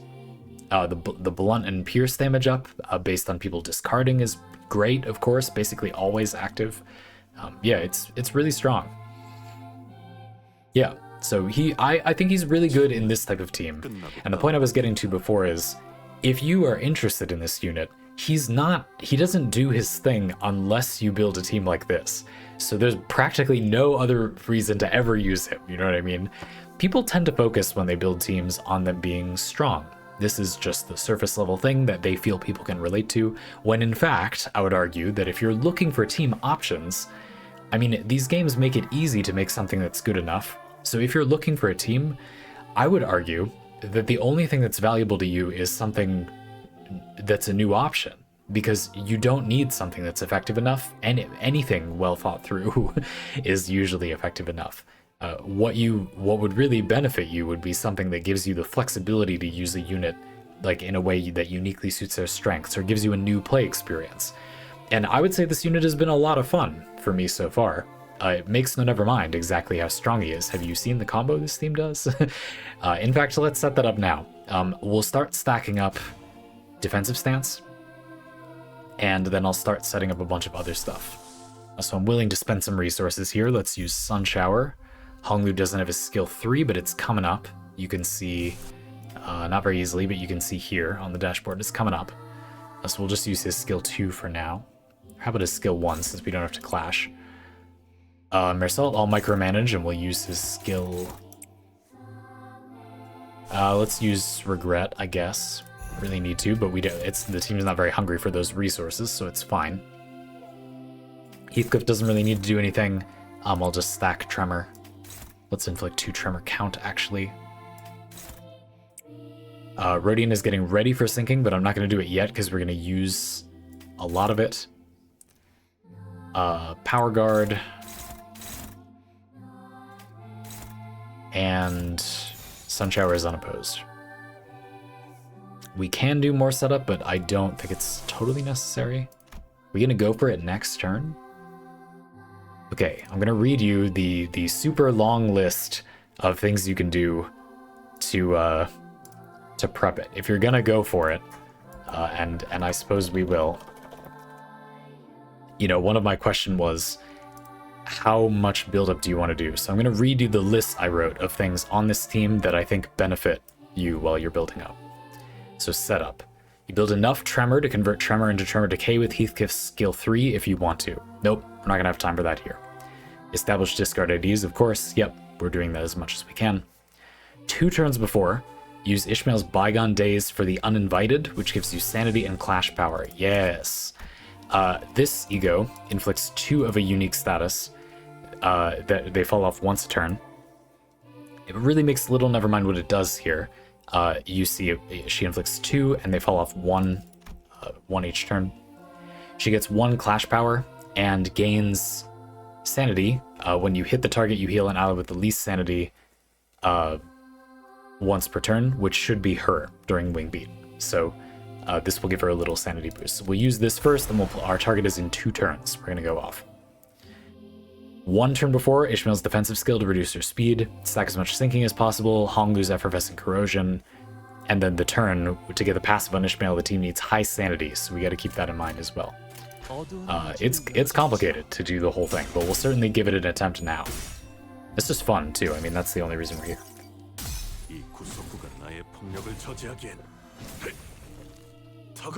This just makes my assaults clashing better.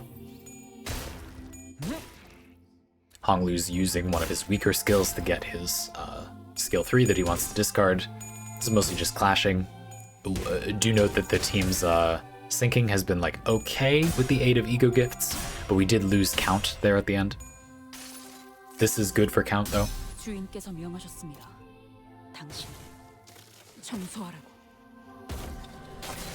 Uninvited passive is set up, so now we're on a 2-turn clock. This is just to get her poise, just in case that ends up benefiting her later. Not really necessary. Not really necessary, excuse me. But she had 2 skill 1s, or I forget, but I think so. So it was bad. And we have Nebulizer, so it's quite good. Using Sun Shower gives you a ton of poise count, but it doesn't give you any poise until the passive goes off. So if you have some initial poise anyway, it's a lot stronger to just randomly use Sun Shower. Now she has 4 and 10 poise. Great. Ishmael, this turn, we're just doing a guard. We gotta keep an eye on everybody's sanity. If we don't, then she's not gonna have the lowest sanity very easily. So remember, she's gonna lose 25 when she uses Wingbeat. If she's at 45, that's gonna bring her to 20. So if anybody has lower than 20 sanity after all of our buildup happens, then they will get the passives instead of her, so you gotta be mindful of that. If there's anything that would provide value but brings someone's sanity too low, it's probably not worth it. For example, Udis could go for the rupture thing here, but I think I won't because she already has only 25 sanity, so we'll leave that off. You could pop someone else's sanity heal. Heathcliff could do that. In fact, I think I will. Honglu, he's got 45, so we can do his build up. Let's do that. Or Lasso. Or Land of Illusion. We've got options. Let's do Land of Illusion. Okay. And you can see there's a fun thing about this, right? The team has so many things that could support the Ishmael Wingbeat combo that you can pick and choose a little bit. Like a lot of the time it's just, yeah, that would benefit her a little. Like which one will I use? You could do the setup quicker or longer. Go figure. Again, a little similar to the discard IDs. You get this, I think, really nice gameplay flow where you can choose, if it's overwhelming, you can just get the job done, but you can choose how much output you want from the team as well. Pretty cool, in my opinion. Land of Blue, it doesn't really matter where these hit. We don't want to deplete too much sinking, but it's not all that likely that we're going to use up all of it, because some of these abilities, this ability is a little positive on count, and a lot of these are only single hits. So it's probably going to be fine.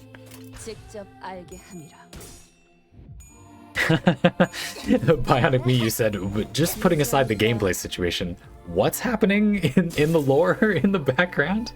Yeah, it's weird that they have these like full-blown like parts of the story cutscenes just like in just in the mirror dungeon there. Hey look, the end of chapter 3. Like, whoa. Hello. She'll switch to phase 2, which I forget if that's going to cleanse everything off her, but it's too late now. Yeah, Bionic Me, definitely not explainable, but this is a chunk of the story. When you clear a chunk of the story, they add it as a booster pack, which is like a floor theme for the mirror dungeon, the sort of weekly challenge you can do. So she phase changed, which means we lose all of our status effects, which sucks. But that's actually kind of a good example, because this is often the situation you'd find yourself in. The core of the team is just Ishmael using defensive stance made her slow. So now she's going after Rodion, who's moderately fast, usually faster. And now Rodion can stack sinking with Rhymeshank. And then Ishmael can do Wingbeat. Wingbeat. Yeehaw! Into, what body part is this? That it's hitting the maw. Great. All firepower to the maw. And that should be fine. This on its own provides 8 sinking count, so it will trigger a lot of Faust's passive with no other build up as long as nobody else hits them. A little more sinking count would be nice, so let's see if we can find some. I see a problem already. Heathcliff is lower or tied for lowest sanity with Ishmael. So if I didn't redo my order already, she's not going to be the lowest sanity ally. Unless I can restore everyone's sanity somehow. Which I don't think I can. So that mildly sucks. But what are you going to do? That's a difficulty we could keep in mind. Let's just clash the rest of this stuff. Heathcliff is probably going to lose that. But if he wins, he'll gain sanity. Heathcliff, you gotta win the clash. Come on. Don't do this to me. And then we'll let Udis just brawl that. Okay, we go in.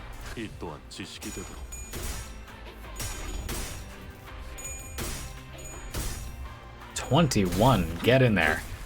Yeah. Ah, Heath. Yeah, he did it. Look at that, beautiful. So we gained some sanity from that. So Ishmael should be the lowest sanity ally, unless it becomes Rodion from this. I should have measured the sanity cost on that. We'll see. We'll learn. Yep, nope, that messed it up. Okay. Back to the workshop, but yeah, how else are we gonna figure it out? And now here's Wingbeat. So we've got enough sinking, certainly, but she isn't the lowest sanity ally right now, so she isn't going to get all the benefits of those passives, resulting in us getting only 2 hits. Yep. So again, the consequence if you fail the sequencing is fairly large. You know, we lost most of the benefit of the whole combo because Rodion's sanity was too low. Yeah, let's look at that. So this is what I overlooked before. The sanity cost of this is 20. But then when you overclock it, you pay 50% more of the ego resource cost, yes, but the sanity cost as well. Is that correct? So she paid 30, which is bad. We could use the non-corroded version. We could not overclock it. Then the target gets less sinking count, but she won't be the lowest sanity ally. If Ishmael and Rodion are both at 45, Rodion uses Rhymeshank, not overclocked, and Ishmael uses Wingbeat. Rodion pays 20 sanity and Ishmael pays 25. So Rodion will be lower, but not the lowest. Still not ideal. So you can see it's getting to the point where it's more like we want to stack sinking without any ego usage, because it's so vital that Ishmael be the lowest sanity. or more sanity restoring egos would be good. Something I didn't bring on this theme that I think is relevant is Udis's holiday ego provides sanity, right? Is it healing or sanity? I don't remember. We should probably just brawl the rest of this because now it's become a mess. But I mean, that's how we learn. What are you gonna do? Let's see what we got for statuses on these parts. Who's got a lot? The Maw has a lot still, which is where everything is targeting. So let's just kick their ass, shall we?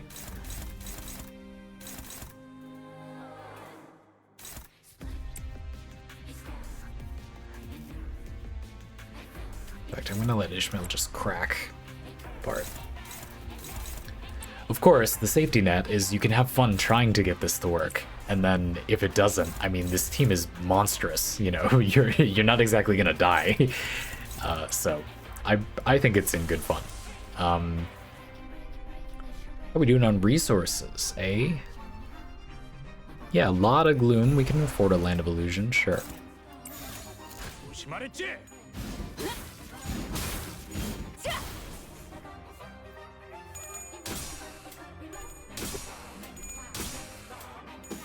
So let's start taking notes too, because we're kind of troubleshooting the team a little bit. So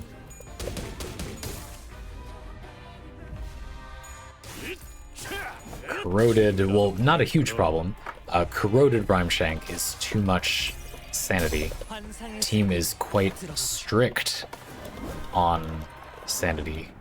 You really need to keep it up before the combo. And something that I think is worth doing is probably going through the team and looking at how much sanity everybody's setup egos pay. Because we saw a situation earlier where Mersault, or whoever it was, Heathcliff's sanity was too low. He won a clash and it went back up. But I mean, you're not going to count on that easily. So,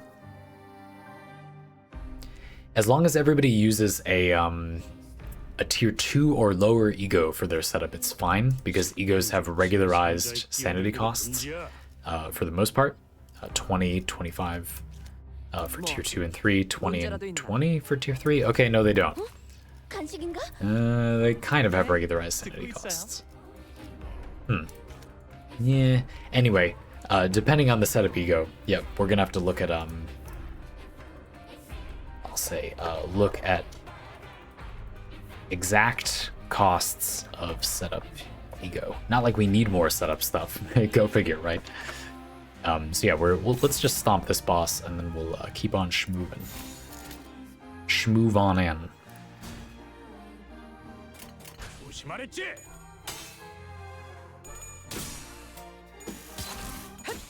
And definitely the sanity restoration is of paramount importance, to the point that I might swap in some ego or like to fiddle with the strategy to make sanity restoration easier. Nice damage from Mersault.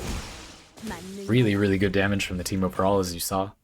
Which is like, I guess that's kind of the ironic thing, right? Like, this team is such a curb stomping powerhouse because there's all these strong units that fit the team well, that you're gonna do quite well without Wingbeat. In a way, you could say it slightly overshadows the power level of getting this whole thing off.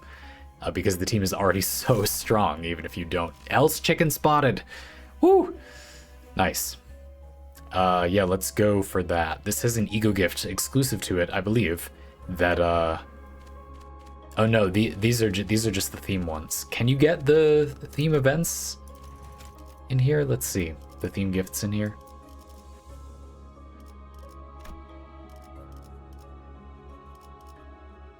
Emotional climax resolve. Next floor, choo choo. Exactly, I know.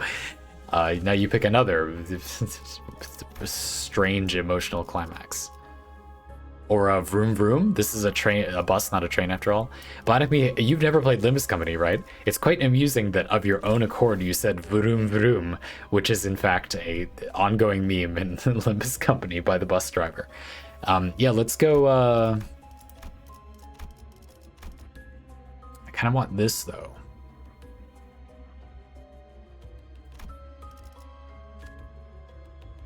Yeah, let's go here. I don't know if you can get the theme gifts from these, so I think it has to be the Hell's Chicken pack specifically, but I'm not sure. Yeah, on to Strange Emotional Climax number 2, Chicken Guy. Thunder Branch located. So this gives, when inflicting Rupture Potency, you inflict Rupture count and potency, additional Rupture potency and count. Not sure this is gonna end up going anywhere, but let's just give it a try. This gives Sinking Count, which is amazing on this team, so I'm gonna level that up. Let's level Nebulizer as well.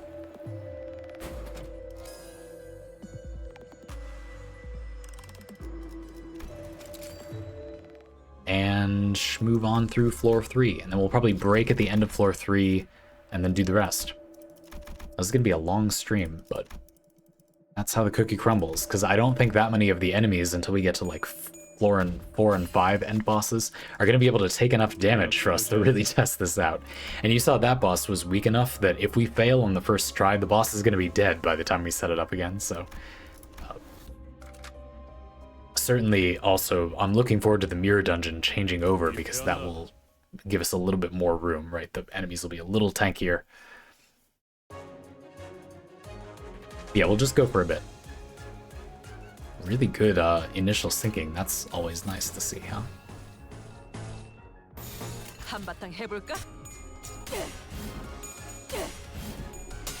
Cindergram, welcome back. You said, saw you've been playing this game a lot. Have you tried Ruina at all? I have a little bit. I played Library of Ruina a little bit before Limbus Company came out at the recommendation of somebody else from chat. So I'm not surprised to hear you asked. I didn't like Library of Ruina for a couple of reasons, but it's kind of complicated. I'll get into it a little bit. The Ruina experience. For me, Limbus Company's existence actually makes me more likely to go back to Ruina, and the reason is that I think Library of Ruina and Limbus Company both have like monumentally awful tutorials, like disastrously terrible tutorials. But because Limbus Company is a little bit simpler on the surface, that is like you can just kind of play without fully understanding what's going on at first, Limbus Company at least lets you get past that and see if you feel like the game has depths you'd be interested in. Now that I'm convinced that Project Moon does game design that I'm interested in, I would be willing to just tank through it with Library of Ruina, excuse me, and assume that there's something I like on the other side. So for me specifically, this game actually made me want to go back to Library of Ruina. It's interesting because a common criticism of Limbus Company is that it simplifies stuff from Ruina. And personally, I feel like that's kind of a complicated thing to complain about. Like, it might simplify things, but personally, I feel like people have way too low standards on tolerating games being unclear or confusing. You know, if you've been in any internet community before, I'm sure you've experienced the phenomenon where if you don't understand something, people kind of default to assuming that's bad and you're wrong. You should just get good and understand it, without asking, but is it virtuous to put the effort into understanding this without some promise that that like provides value to you as a player? And the answer is no, according to me. There's no virtue to just like tanking through something that's confusing and hard to understand for no particular promise of a reward. Not to be rude, but that's kind of dumb.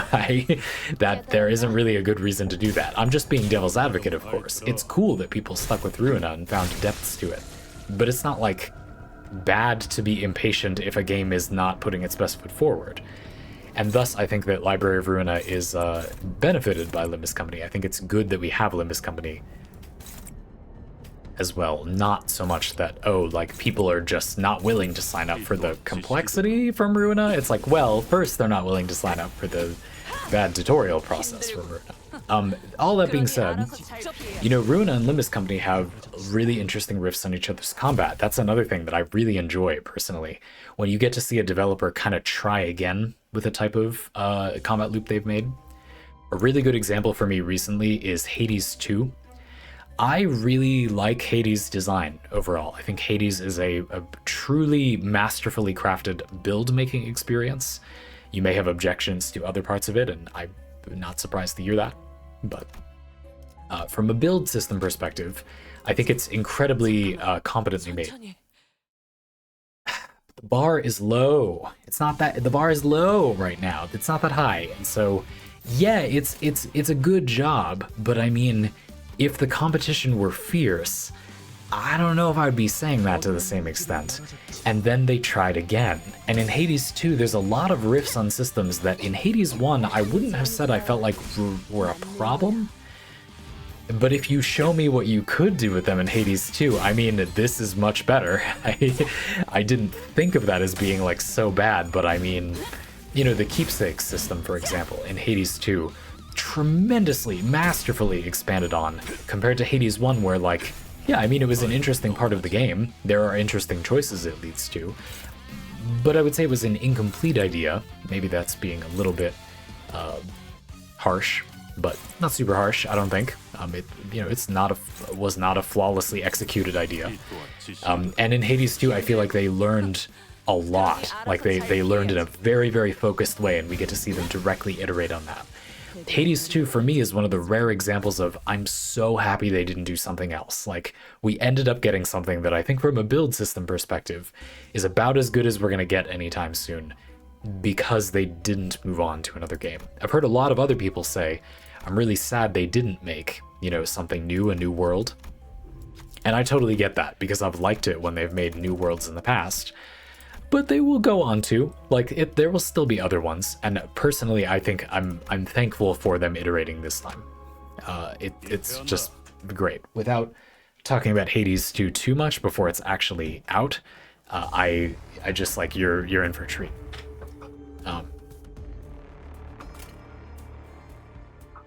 So yeah, that's a glowing review if there ever was one, huh? Because these guys are chonky, I'm gonna set up the team's like actual damage potential instead of letting it go as auto as it could be.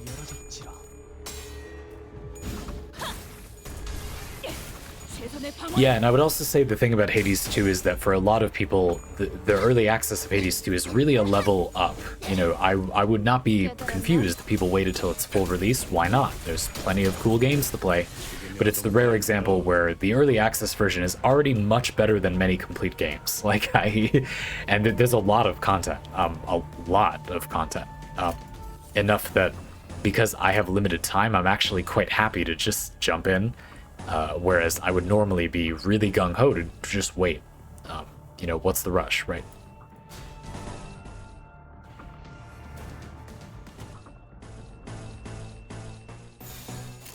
But yeah, if you're waiting, I think you're in for a treat. That's awesome. Anyway, Singegrim, to get off topic slightly, just to say that I look at this stuff a lot. You know, I do think sometimes people put a little too much stock in individual developers.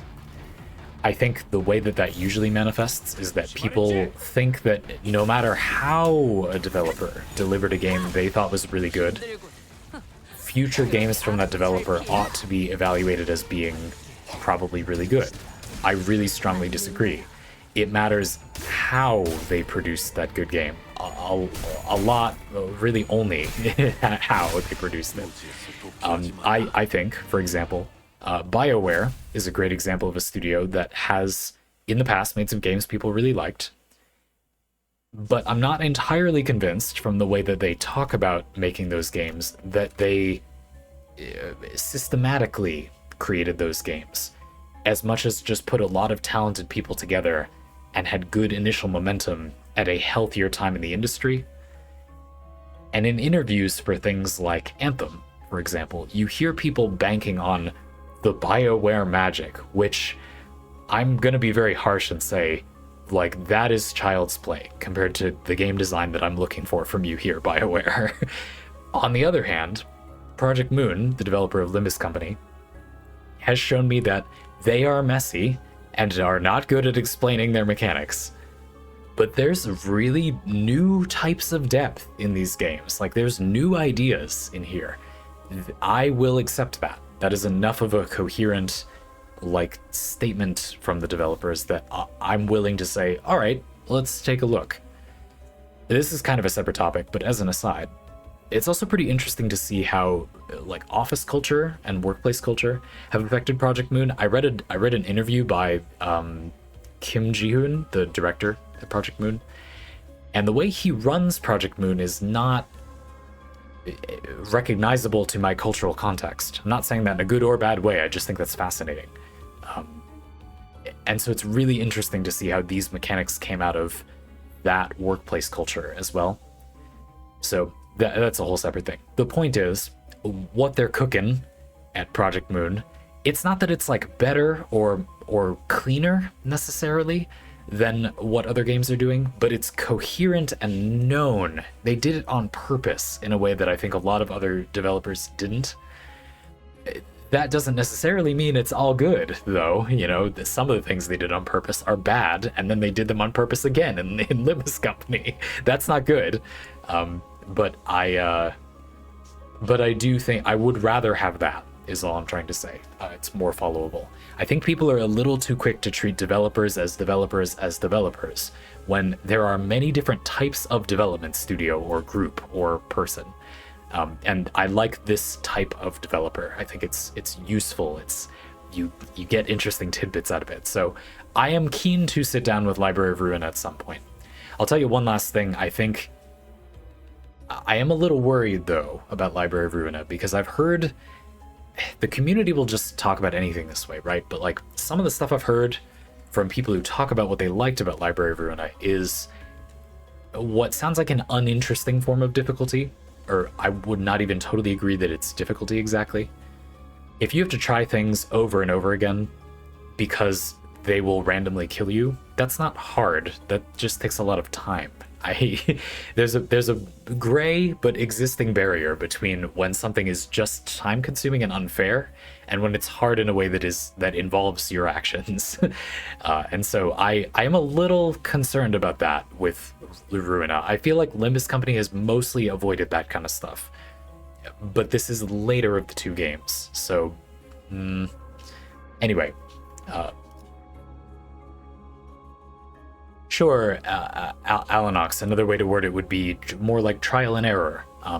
That's not necessarily bad or valueless, but for people to say, you didn't sign up for a difficult game, but that's what this game is. It's like, well, trial and error and difficulty are different things. Like and in a way, I would argue that the RNG dependence in Limbus Company is the type that can reward planning and skill within reason. The type that can be not that hardcore, you know. It's not so much that I'm saying one is more random than the other. I don't know, because I haven't played Library of Ruina. I'm just saying I have heard some people talk about the difficulty in Ruina in some ways that it's like people on the internet talk about difficulty in toxic ways all the time. So it's like, I guess I'll just ignore that. But I do have some concerns. Like, I wouldn't expect them to say the thing I would think is good, but also, yeah, I mean, I'm not looking forward to that. So we'll see. I just, the exact form of difficulty, something people don't often take care to pair apart, but which I think matters a lot. I would say I think Limbus Company is straying a touch easy. That is something I've been a little not too disappointed by, but like the end of the story chapter, the Don Quixote story chapter, I had fun, but I thought it was just the very slightest bit easier than maybe it needed to be. By that I just mean previous parts of the story were harder in my opinion, so I don't want people to be left behind, but they were already left behind by previous, unless you're gonna make that stuff easier too. It's like, well, this is where we are. I would rather them target a static level of difficulty now that we're 7 or 8 chapters in, but it feels like sometimes feels like it gets harder, which I don't necessarily think is good. I think a targeted level of consistent difficulty is good. And this time I feel like it got easier, which I feel like doesn't make sense. I don't know. But that's just my 2 cents. I just think we can do very powerful things now, and it's okay for the game to beat us up a little bit. But okay, so we're doing a boss fight. I'm gonna maybe do the things, so we're gonna order the team correctly. I want to make sure Ishmael is in slot 1, because a lot of the passives that restore sanity rely on the least sanity, and it's entirely possible with how this team is setting up its damage combo that it will be a tie. So I want to make sure she's in slot 1. even though they're all going to be coming. And then who else? It doesn't tremendously matter what order for the rest of them.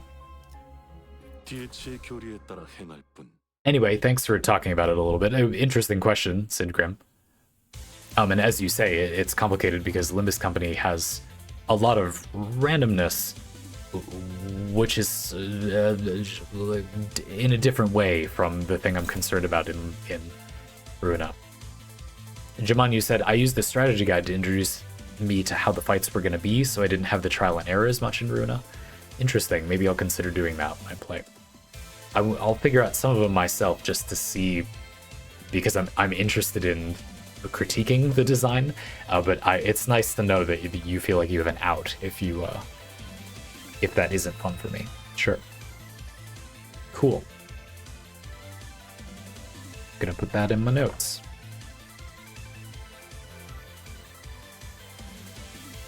Uh, 700 health is not really enough for us to do the thing. I think in the name of keeping things moving, I am gonna just kill this boss. And then on floor 4 and 5, we'll attempt to do our Wingbeat shenanigans again. Yeah, Chicken Guy is too frail for this amount of combo. We should just kill him. Oh boy, here we go. These IDs are so tanky though, it's probably fine.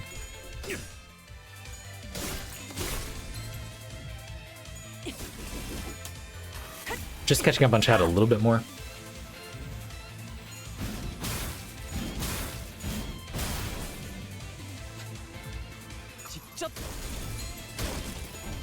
Got to set up Honglu correctly, but it's fine.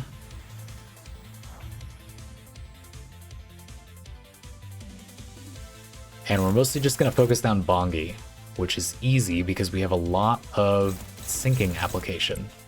So if we just divert all of that to the boss. That's another thing about these teams, that it's kind of fun, right? If you have different status effects, you can sort of split the team a little bit. Like the one that is probably going to get off the ground, you can just fire at the boss while spreading out the rest of it. So that's kind of neat.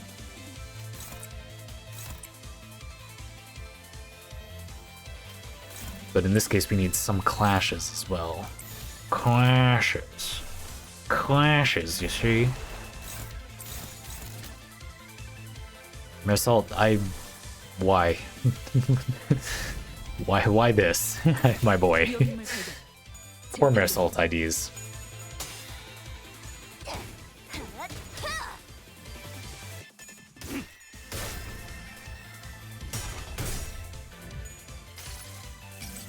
Yeah, we'll set that up and just kill this one, and then we'll have to break, and after the break we can try again on floor 4 and 5. Syndgrim, you said, I feel like the difficulty in Limbus is fine for story stuff.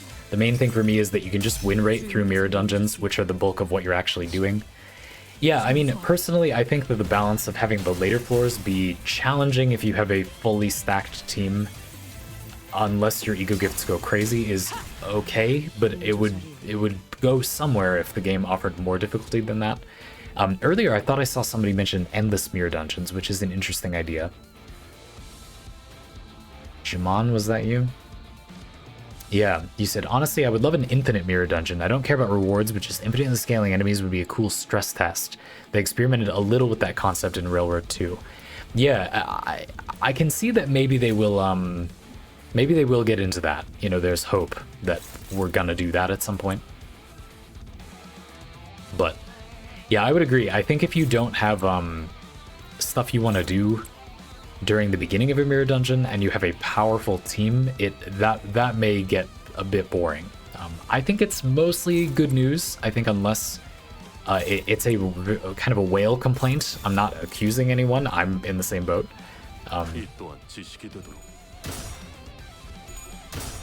And I would definitely like to see the community as a whole reacting to, like, what do you feel about the difficulty level for this thing we're all sharing?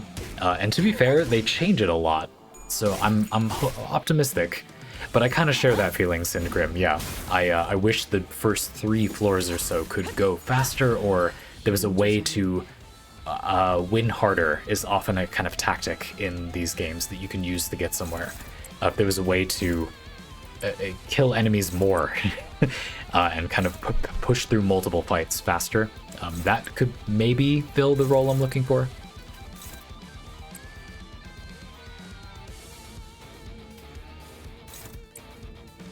but it's a little bit tricky because, yeah, Jamon's on it. I think the gacha design prevents him from making super hard story stuff because you have to account for people not having all the strongest options, I guess.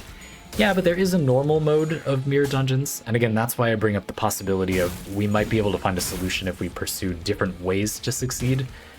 In Warframe, for example, just as a random example, you have a situation where most missions are not very challenging for established players, but you can get them done faster, and then you can get more stuff.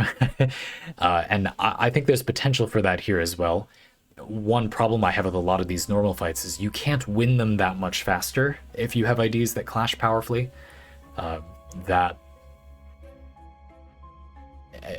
there's probably a way to do that, is all I'm trying to say.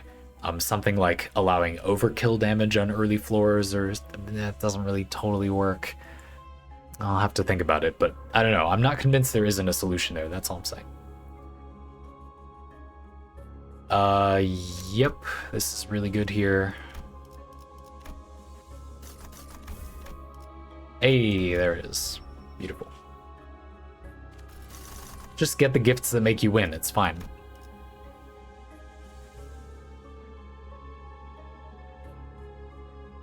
Oh, this is good. When you do sinking damage to enemies that don't have sanity, they take gloom damage. This makes it so that that damage is not gloom, but is instead whatever is the most damaging, which is really good. Just get the gifts that make you win. It's fine, he said. Getting a gift that makes you win. Yeah, of course. I'm a little hesitant to take things that are too crazy in this particular case because I do want to see like the damage output of the Wingbeat combo. But we'll still grab it. I can always just not pick it. And there's Clover and the battery, standard issue battery in there. There was a bunch of good stuff in that reward set. I'll take the healing, yep. I'm gonna re-roll too. Again, lots of potentially good gifts. Yeah, this is fine. If we can get Rupture Count going, this will be good. And Wingbeat is slash, if I remember correctly, so something. Pendant located, baby! You gotta love some poise. Not a huge damage gain for Ishmael, but what are you gonna do? We're gonna keep pretty much everything, because it's just not very likely we won't use it, but I will sell a few things here and there. Like, I don't think this is gonna go anywhere most of the time.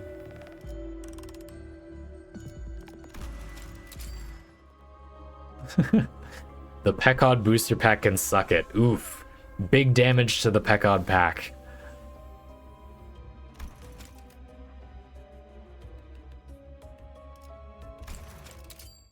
All right, I'm gonna go back and we'll hang out for a minute, take a quick break, do the archive parlay, and then we'll do the rest of the run. Singrim, earlier you said, I do genuinely wish this wasn't a gacha game. Such a shame that it takes what could have been an amazing game down a peg or two. Sure, though it is an industry-leading gacha game in terms of like consumer fairness. This is probably the only gacha game in existence that is like great and very popular, but which also genuinely does not require you to roll at all. Like the gacha is essentially an illusion if you play every week. So I think that's an achievement. That being said, certainly, it's objectively negative that the game has gacha. Teko, you said, I don't entirely disagree, but I think it's personal preference. I enjoy the gacha structure personally. I wouldn't have played Limbus if it was a live service. Sure, but having gambling microtransactions is objectively bad. I hear what you're saying. Having there be another way you get units as they're coming out could be worse, potentially, for sure. And because they've made the model, whatever it was, in this case it's the gacha system, quite friendly, quite generous, to the point that I would argue almost objectively, if you buy the Limbus Pass and you do a mirror dungeon every week, you will have everything you would want that's coming out, everything in the game, and then some, so you can catch up if you start later. It's not perfect, but that's pretty good.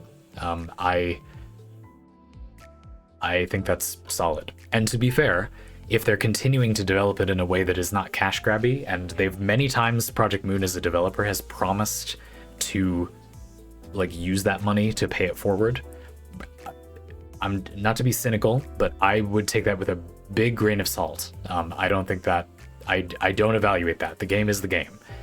Them making future good games does not change whether a gachapon system is good. I'm going to evaluate it the way it is, but it is good. So sure, that's fine. You know, that's okay. But for example, like there's this common thing where like Jihoon has said, we're going to make a theme park. You know, we're going to make a Limbus Company land. I would go to that if you made it. Don't get me wrong. But I'm going to evaluate this game as if you will never make any other video games. Like this is what it is. It's not a charity. It's a game for us to enjoy now.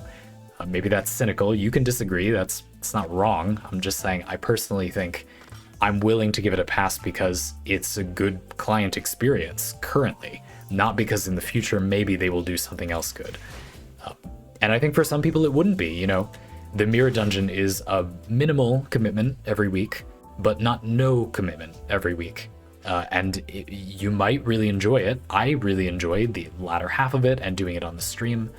You might find it really annoying. If your teams are super powerful and you've been playing since launch, it might be like kind of a gimme. You know, are we really going anywhere? So yeah, I don't know. That's subjective, certainly. And yeah, Techo, I agree. Like getting the rewards through a gacha system, if it's a friendly one, versus getting them through like a live service, if it was a friendly one, absolutely is preference. In ways, this is better than if it was not a gacha system. If we can assume the same level of financial friendliness, Warframe again comes to mind. In a way, this is actually kind of easier to keep up with. So yeah, it's a good point. But it's definitely bad that there is a gachapon system. Like that's bad. Predatory gambling microtransactions are bad, but the result in the game overall, I agree, there are some positive upsides.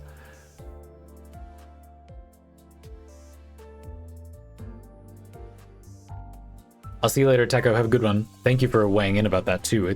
I'm happy to hear somebody mention the point. It's a good point that there are different live service models that could suck in terms of time commitment, for sure.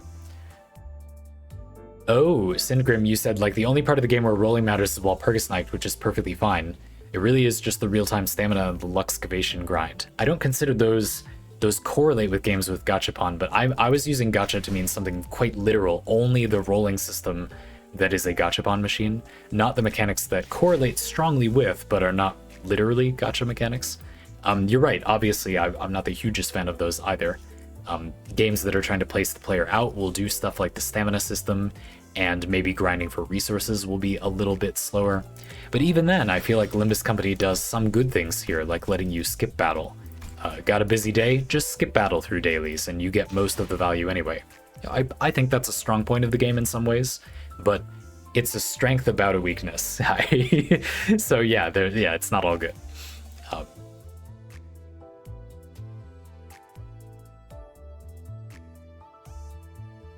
Let me catch back up a little bit on...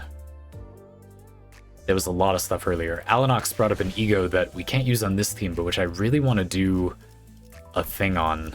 The new Fell Bullet ego. This is really, really interesting. We won't get to talk about this today, but since you brought it up, Alanox, yeah, this is cool. You shoot an ally, and then it hits back like through the enemies behind them. It is a confusing ego. It's much easier to show, but it slots right in. If you've been playing a poise team, something like this, good lord, this ego is just free real estate. Like, it could be fairly bad and it would still be really good on this team, but I think it's not. I think it's quite good too. That's cool, but we won't have time to talk about that today. I just wanted to mention it since it came up.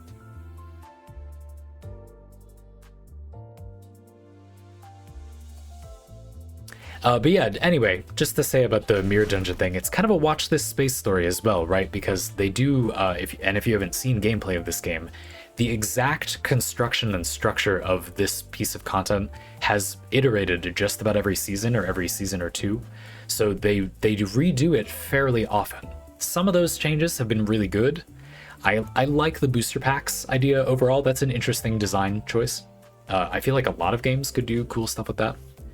Some of them I think have been the worst choices. There was an original form of mirror dungeons where you had to use some 00 IDs, some weaker but useful utility, less raw power but more utility focused IDs.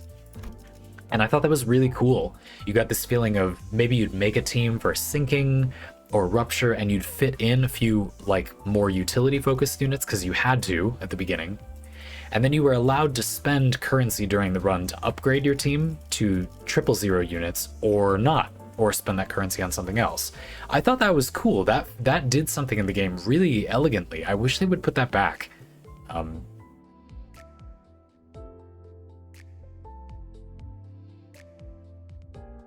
So, have there ever been jokes about marrying Mersault? I'm down. He's a chiseled man. I'm not like the biggest fan of his characterization because it's been a bit dry so far. He can be a bit of a robot. I'm really looking forward to Mersault's story chapter. But yeah, like I think he's attractive, if that's what you're trying to say. He's a strapping man, a strapping young lad, good looking dude. Sure. This is maybe the only human being, well, he's not real, but you know, on planet Earth that I feel like has the dad energy, but is like cool with it.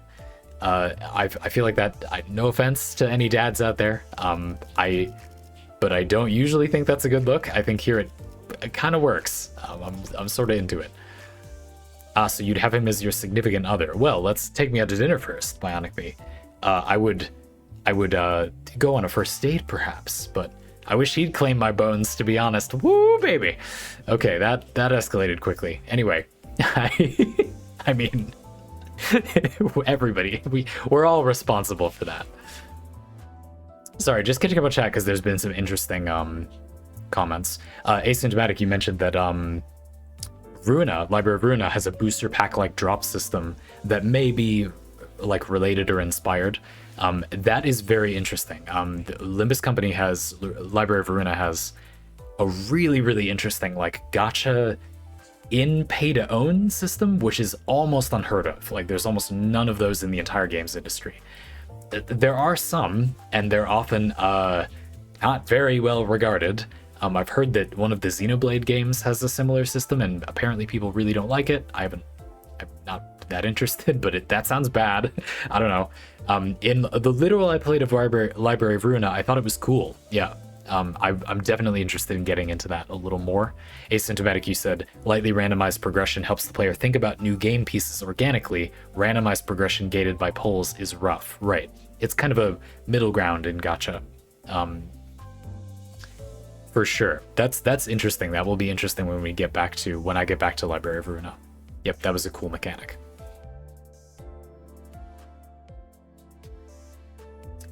Curry Rice, you said, this is purely from a stream viewer perspective, but the gacha system has made each streamer's perspective of this game wildly different, especially between seasons. Not really a strength as a game, but has been interesting as consumed media. Can you elaborate? That's interesting. I feel like it hasn't changed my perspective, because if you play this game consistently, you essentially have an unlocked account. Like when new units come out, it's a given that you have them, except in Walpurgisnacht, when it's a given that you have them next time it comes around. And so for me, I would say it hasn't changed my outlook. You simply, the way I play the game, you automatically have everything, and I just have to pay for the season pass. But I could imagine players, you know, you mean they randomly get stuff and that changes how they feel about the game? I feel like that's not good as a review like that. No offense to those streamers, I feel like that's not a good way to evaluate the game, but yes, it would definitely shape how people would react to it, sure. But I feel like it hasn't really shaped mine. It's, you know, I know that you might very well not do the mirror dungeon every week, but that you can do this relatively little and get all this, I would argue is a nearly objective thing about the game. That doesn't require luck. Like I've had a similar experience in Genshin Impact, but that does require luck. So I definitely think that's not, I think in the past I'm guilty of underestimating the amount of luck that involves, but this involves literally zero luck. if you, stockpile crates and barely roll with anything except on Walpurgis Knocked, or to get shards or get lucky on a character, but that's not a very significant luck factor. This season, I've been overstock on crates. Last season, I was a little understock, but I still got basically everything, etc. But I would like to hear more about that, because I might just be misunderstanding you. Folks, let's break, and then we'll finish the run. Hopefully get the combo off. Somersault? No takers. I significant other Mersault. Ooh, okay. You get some snaps. That's it. I'm not gonna clap. I'm laughing, but am I laughing at you or with you? Thanks for tuning in, folks. Ragnavar, Bionic Me, and Eddie Stardust, thank you for the recent subs. Thanks for supporting the show. That's how I get paid. Without your support, I'd have to stop doing this, so thank you very much. And thanks to all the new follows. Hope you're lurking away and having a good time. Or chatting in chat, but I didn't immediately see anyone's name stick out. That's lively discussion in chat today. Talk to you all in a few.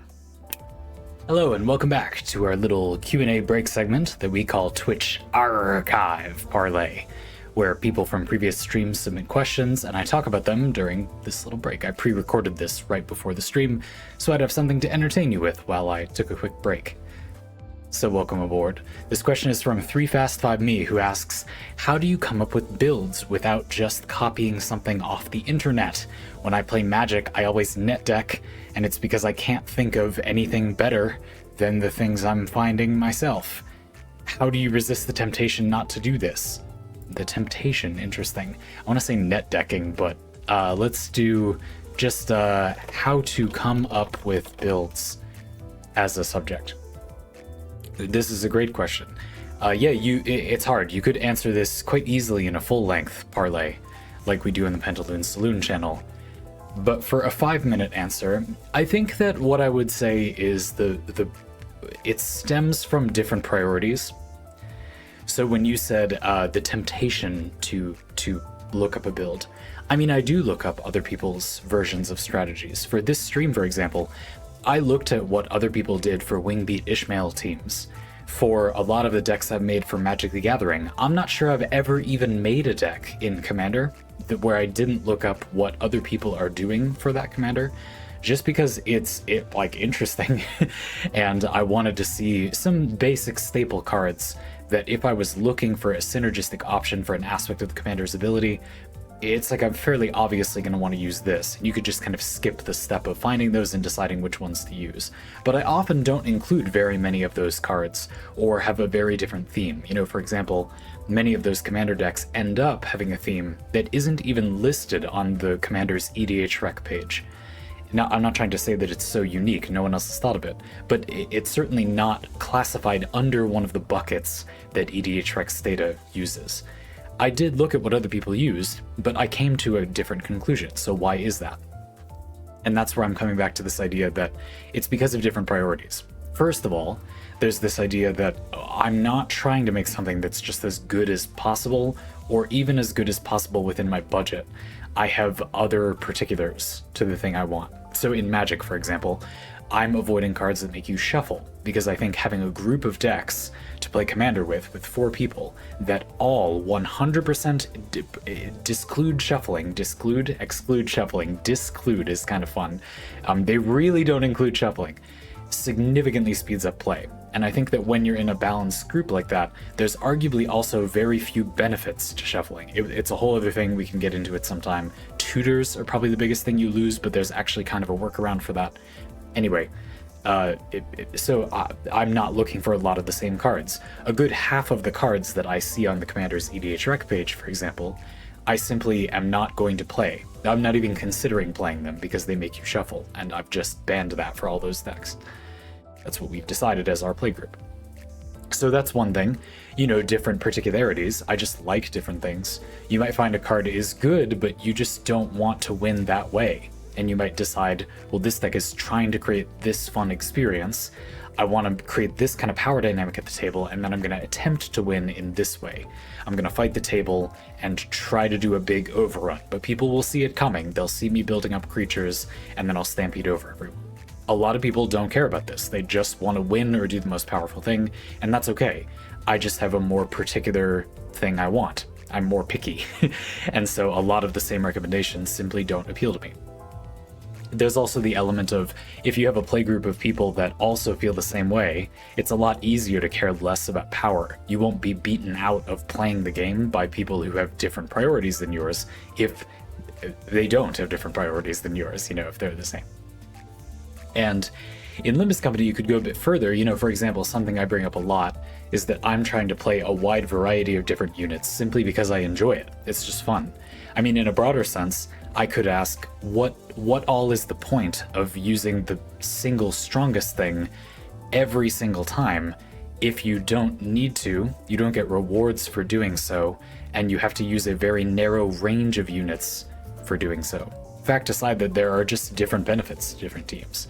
You know, I'm not going to get into here the idea that the strong thing that you'd look up on the internet really just isn't that much like the single strongest thing. It's usually just wrong that is the overbearingly strongest thing. It's usually really good, but like it's the obvious, one of the obvious good things. And there's lots of things that are a negligible difference in power, but they have different strengths and weaknesses. And there are also a huge number of things in most games like this that are weaker, but not an amount that you really get punished for. And there's much more variety. And of course, they might also have their own strengths and weaknesses. This build is really focusing on that single moment. You go for that big Wingbeat and just explode the boss out of nowhere. And the build is sacrificing a lot of other amenities to get that advantage, but I think that's a useful tool for a certain type of person or in a certain situation. And you can choose one way or another. You know, what I was hoping, we'll see if that's happening when this is actually the stream that's live.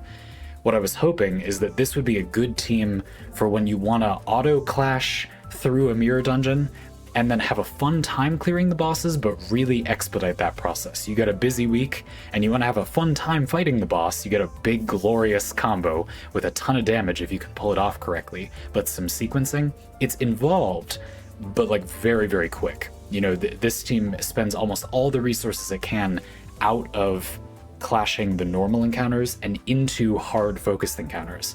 How does that feel? Like, is that something you want? Is that worth it? You know, nobody can really decide that for anyone. And so I don't know, that's the answer I have for now. I would love to talk about this more. If you have parlay, ask this as a parlay. That's a great parlay idea. We've kind of had similar things before. Anyway, folks, if you'd like to ask your own questions for Archive Parley, you can do so by clicking the link I'm posting in chat right now. If you click that link and submit something, I'll answer it like this time next week. Love to have you. You give me something to talk about during the breaks. For now, on with the show. Okay, welcome back. A few other quick thank yous to folks who are supporting the show. Mr. Fruit, thank you for recently becoming a patron for an even higher amount than before. You were previously a patron already, and you increased your pledge. Very kind. Thank you very much for your support. You've been getting the full version of Parlay on the Pantaloon Saloon channel for quite a while now, so I appreciate it. Looking forward to the ones in the future. We kind of just passed a major milestone in a series of parlay that you've been requesting, so I'm really excited to see what you do next. You gave me a little hint to what it's going to be too, so it's been fun. I get to follow along with a little, it's weird, right? Like TV series, but it's me reading them. It's just you're making the prompts. I don't know. It's a lot of fun. Genuinely, those have been interesting. Obviously, I have an incentive. Like, you're a paying customer for me technically, but I wouldn't have invented this way of making money for myself if I didn't like it. Like, it's fun. And Asymptomatic, thank you for the very generous $39.13 tip. Earlier you said, looking up builds for reference is mental pollution. Looking up builds to see if I was on the right track is okay though. Interesting. Would you be willing to define this? The camera's really green again. Would you be willing to define what you mean by each of those things?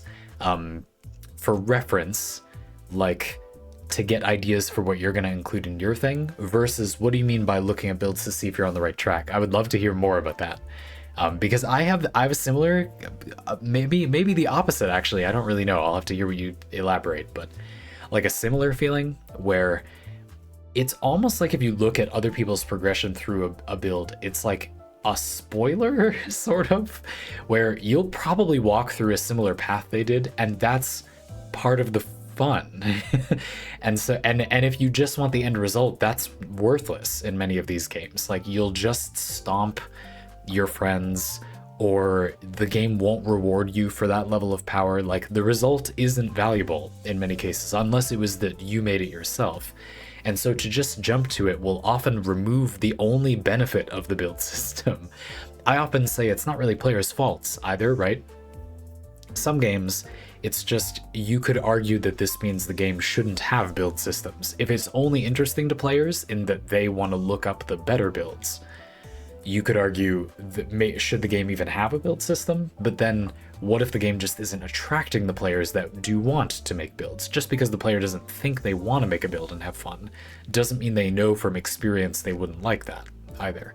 So it's tricky, but at the moment in game design, in my opinion, there are a lot of games that really beg that question. So I think it's an interesting subject. I would love to hear you weigh in more. Courier Race, you said, I'm not sure if people can get into build making without some guidance beforehand. Yeah, I think that's fairly uncontroversial. For Magic, I would at least use my prior experience to build new decks out of, so I'm not sure at what point I started making decks on the fly. Right, like you would be introduced to it in a certain way. Now, one of the things that I'm trying to do with these videos, of course, is provide an environment where you can get build ideas for something without me just, like, to play the game, I have to give you what one of my answers would be. But the discussion is about all the things you could change and demonstrating some of the flaws of this approach that I took. You know, remember earlier in the stream when I said a lot of people use Molar Boatworks Ishmael because she doesn't consume sinking when the enemy has tremor, basically always. And that's like, man, not a huge deal. I mean, it's a bigger deal than I initially felt like it was, because when you look at my version of doing this setup, yeah, the sanity is really tight. The team has to have very high sanity, and you need to be really careful to let nobody go below. You wouldn't need to worry about that as much if you had that fishmail passive. It's a valid, interesting way to do it. This is just another interesting way to do it. And like we talked about earlier too, like Rupture, I think is a very real possibility for being a powerful way to approach this. If you consider Rhymeshank to be enough sinking to get you started, combined with Ego Gifts, maybe the team would be doing more if the rest of the team was Rupture. I kind of would, sure, cool. And the ego resource generation, while I had talked up how these units I picked are very good at generating the resources the team needs, what you've seen through us playing is they're a little better than they need to be, so you have some wiggle room. And it's not like the Rupture units are that bad at generating the right resources either. Yeah, it would be cool. One of the reasons I try to make build videos like this, or what I see as still being a build video, is that this is the only version that lets you have fun if you like making builds already. And if you don't already like making builds, it gives you way more information than a single build video would. So I feel like it's kind of better in both ways, as long as you're willing to sit down and spend some time. And even then, I also have gameplay gems on the Bootleg Builds channel where these archives go, which is meant to be the opposite. Hyper zoom in on one game piece, not a full build, one full build, because if you're a new player, you don't have all that stuff anyway. And if you're an established player, maybe this is a new toy that you could have fun with, a new tool in the toolbox. I just feel like that's a big reason I wanted to make Bootleg Builds. I don't want to run 3 channels in terms of workload. That's bad. But I really, really want to make a build channel, even though that's not a very good way to grow a community. That's why we have Zandy Pants, a game design about build systems channel. But I want a build channel because I don't think current build videos are very good. I don't think mine are that much better because I'm trying to make it up from scratch, so I'm not very practiced. But I think it's better to approach it as what would be fun tools to make builds with, not give the person a build. Because if you break down the game design at work, there exists practically 0 games where it is interesting to make a build and the game intends you to make a choice between builds. And simultaneously, it is valuable to be given a build that is like the single best or a powerful build. I would argue that is practically useless in practice. And so fundamentally, there's really no point to conventional build videos, I think. That's a huge claim, but I'm very ready to... I told you the short version of the argument just now, but I fully intend to, continue talking about that in videos. I really do think the current form of most build videos is largely useless as a build activity. They can be fun to spectate. That's kind of a different thing, though. Let's get back into the run, and I'll catch up on some of your comments in chat, but...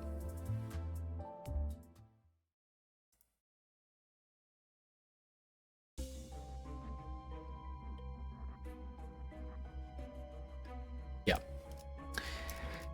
We go, and then I'll catch back up. Yeah, for the team order, I think I'm going to lock it to the order I expect to want in combat from here on out, which is mostly this, I think.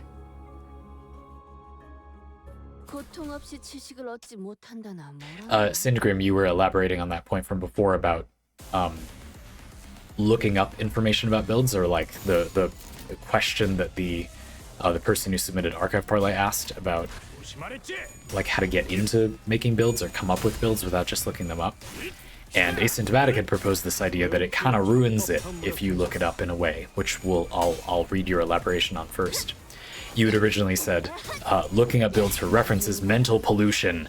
Looking up builds to see if I was on the right track is okay, though. And I asked you to elaborate what you meant.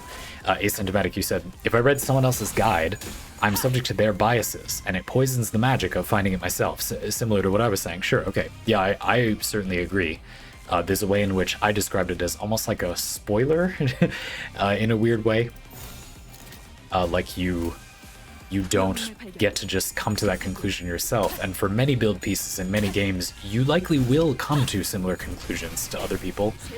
Definitely something you see a lot in my experience, in my line of work, if you want to say it that way, is that people will say, hey, I found this really cool combo. And then they say something that is like really well known if you're a person who talks about builds for a living. And I always feel bad being down on those comments, because it's like, that is cool, but it's a little naive that you wouldn't think other people would have found that. You know what I mean? I would, and so I don't want to say, I don't want to yuck your yum. That is cool, but it's very well known. I don't know, and it's deducible that that would be well known. Like you don't have to be told that people know about that for it to be, you know, people will have followed that path. But it's cool to have followed that path, sure. Asymptomatic, excuse me, I'll continue. You said, when I do it myself, I can come across epiphanies through my own lens and biases, including an apparent revision or diversion from the common mold. Right. There's no delusion of being unique, only wanting to have the thought through the sweat of my bootstraps and pulling up into my brow. Intentional conflagration of my neurons aside that you just did there. Yeah, I mostly agree. It takes away the factor of, are other people doing this or not, because it doesn't matter. And I have it on good authority for anybody who would feel free to argue otherwise, but that you will have more fun if you pretend that other people don't exist when you make builds. Unless the game requires you not to, but are those the greatest build games sometimes? I don't know. And now that being said, I think it's like, where do you start? Where do you stop? You know, people have been talking about that too. Syndgrim, you said, I wouldn't have been able to get into and appreciate Library of Ruina without seeing some of what other people had done for their decks. For sure, like, it helps break down build stuff that is too dense. So maybe the way to kind of remix that question in the ARRchive Parley is, what is a good stopping point for looking at other people's build ideas to have the most of your own experience in the good way, while using other people's resources and ideas as a way to get you started. And it's perfectly sensible that hardcore, I would argue, somewhat purists in this ideology, like Asymptomatic and myself, are going to say, yeah, it's basically never valuable to look at somebody else's, you know, it almost categorically doesn't matter or won't benefit you. And it's sort of the only point of the activity is that you go through it yourself. Sure, at some point, but what might be a good, yeah, again, like break point is the way I would put it, for other people to look at if they want to decide at what point they want to like start doing that themselves. Yeah, that's hard. I don't know. Curry Race, you said, I played Ruina completely blind on release and then came to watch what other people did to beat the game. And that's also interesting as well. Like, I have a lot of fun when I finish making a really involved build, kind of pulling back the membrane and seeing, ooh, this is what other people did. That's not what I did at all. Or like, wow, we came to similar conclusions and yet look at these things I included. Huh. So yeah, I see that. Buildcraft spoilers is a new idea. It may not be, but I think that's interesting, isn't it? Could be useful. It's been a long stream. I'm hungry. Folks, I'm doing this for you. I like doing this, but I would normally take a break and go eat something. Like, we're doing it live. Getting through all these primarily so we can do big bongo damage at the end. Jumani said, I think there's a lot of game design language that carries from one game to another. I think it's up to oneself to measure when you're ready to experience a game with no mechanical handholds. What that made me think of was that some games do a bad job with that. There are also a lot of games I can think of where it would be reasonable to assume that going into this game blind is a good idea, but the developer has screwed you a little bit. Like, and through no fault of your own, this game is not a particularly good fit. Not necessarily Limbus Company. A given game is not a particularly good fit to go into blind. That's interesting, Jaman. Yeah, but I still feel like there's something to be said for, you know, what will often be a good breakpoint for other people. Oh, Honglu, I am gonna do his discard progression. We'll set that up. Oh, I should have done the trick with Udis. I have two of Udis's good skills, so you want to block one with the guard and then use the other one. I forgot. But whatever. They're probably gonna die fast enough that it mostly won't matter, but it's fun to do it now again. These guys are tanky, and this is the end of floor 4. They can do some serious damage. Who just one-shots one of them with a skill. I mean, I don't know about serious damage, but, you know. Okay, yeah, forget what I said, I guess. Kill him.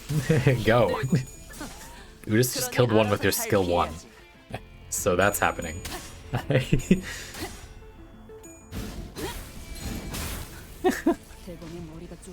A cinematic for a perhaps too tangential example. No, go for it. There's a named two-handed hammer in Pathfinder that deals triple damage to inanimate objects.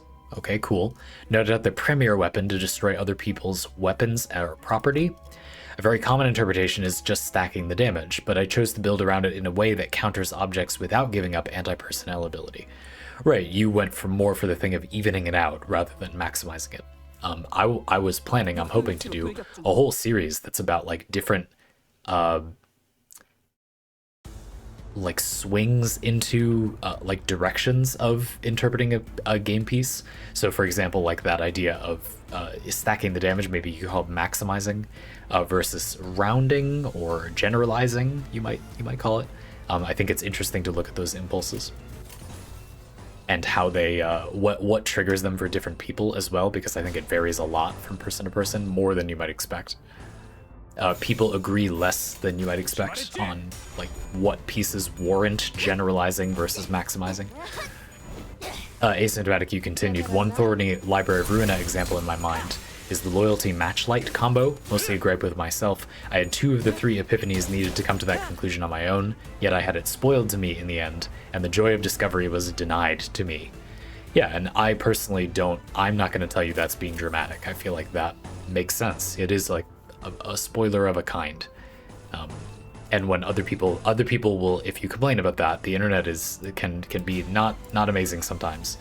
And you will probably hear other people say, they'll be defensive and say they did nothing wrong because they were just trying to help. Now it's okay, from their perspective, they were just trying to help.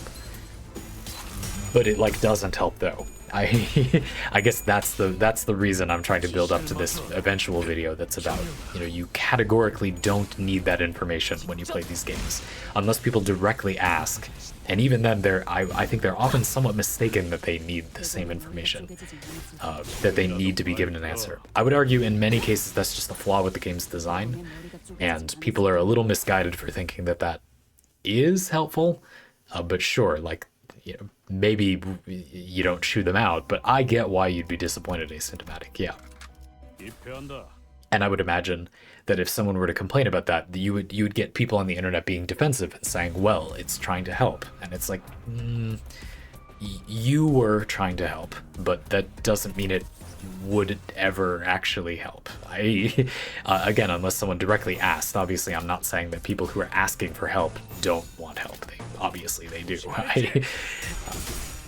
You get what I mean. Jaman, you said, have you seen any of those videos of a guy introducing his girlfriend who's never touched a video game to games? It's a really insightful analysis. That sounds like it could be good. Sure, tell me, is there a name for that series? That sounds neat, potentially. I could also see that being really not interesting. I hope that doesn't come across as too rude. The quality of that series could vary wildly, in my opinion. I'll take a look, yeah. You're not talking about girlfriend reviews, though. That's kind of something different, in my opinion.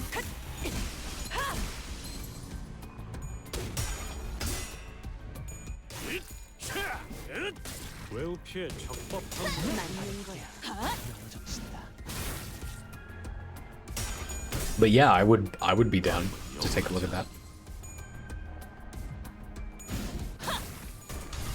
Yeah, definitely pretty impressed by this skill. This Ishmael ID is cracked. Like, she's indestructible and can manipulate her speed, and that damage is gross. That was like no build up. That was like no conditionals.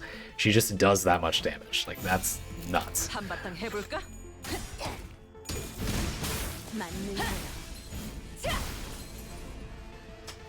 Like, okay. Jesus Christ.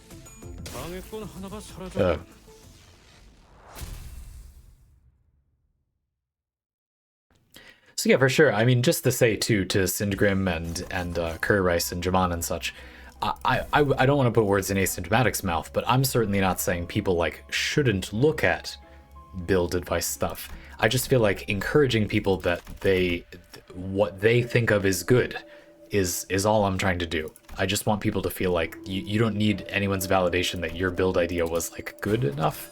In many of these games in the first place, there really is no good enough. And so it doesn't really matter anyway, let alone like it's arguably maybe more fun to not worry about it so much. That's all I was trying to say.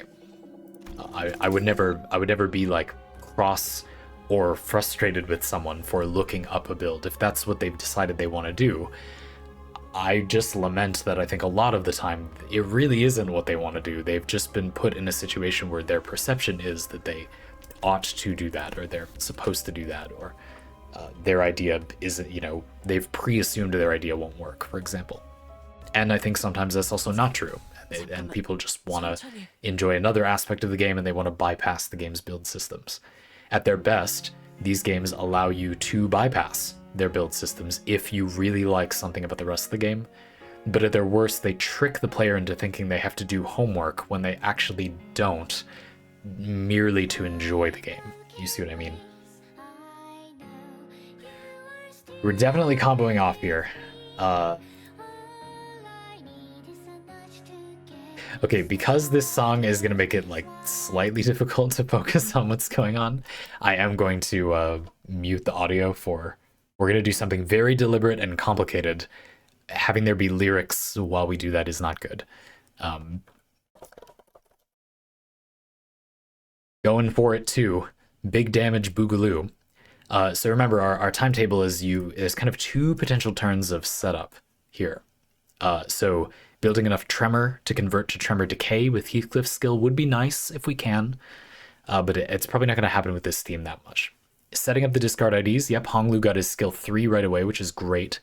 So we'll set that up. He just has to discard a skill 3, and then he's kind of locked in. Unfortunately, his skill 1 without help has pretty sad clashing, so what are you going to do, though? We'll just clash over it. It's fine.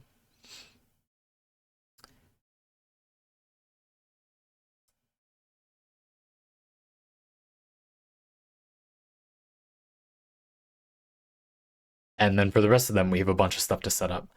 2 turns before I would use Ishmael's Bygone Days. I think I'm going to plan to set up over 3 turns. So we have a little bit longer than that. So we can set up some passives where appropriate. In fact, I'll use Heathcliff's Regret. I mean, Mersault's Regret real quick. And we'll start stacking some Tremor. She's a little more likely to win here, so let's give her this one. And then passives. I think Udis I'll let go for a Clash.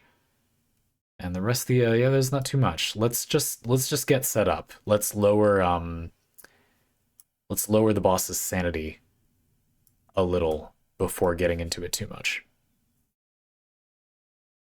Really, really good start. I really like that as you're setting up Hong Lu, like the turn he discards the skill 3, you get the benefit of discarding it.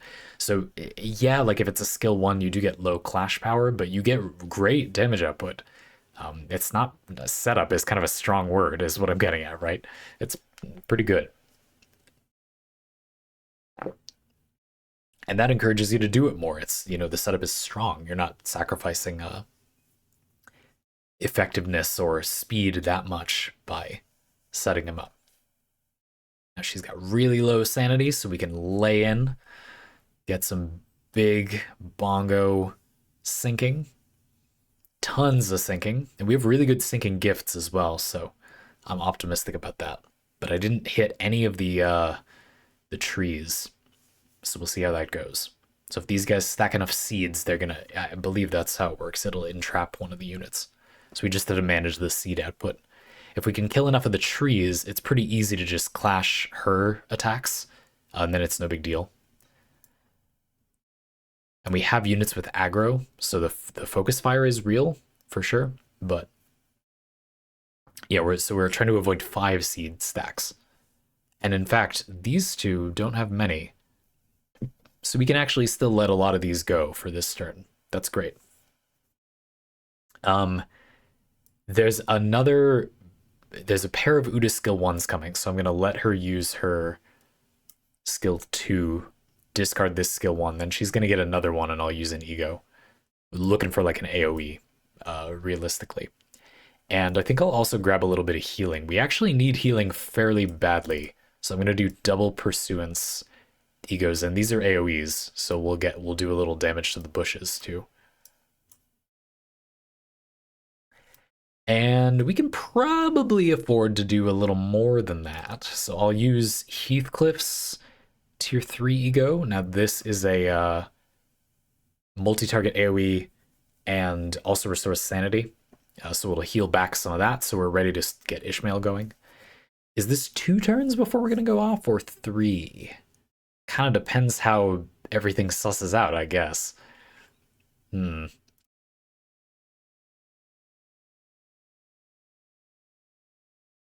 that's tricky.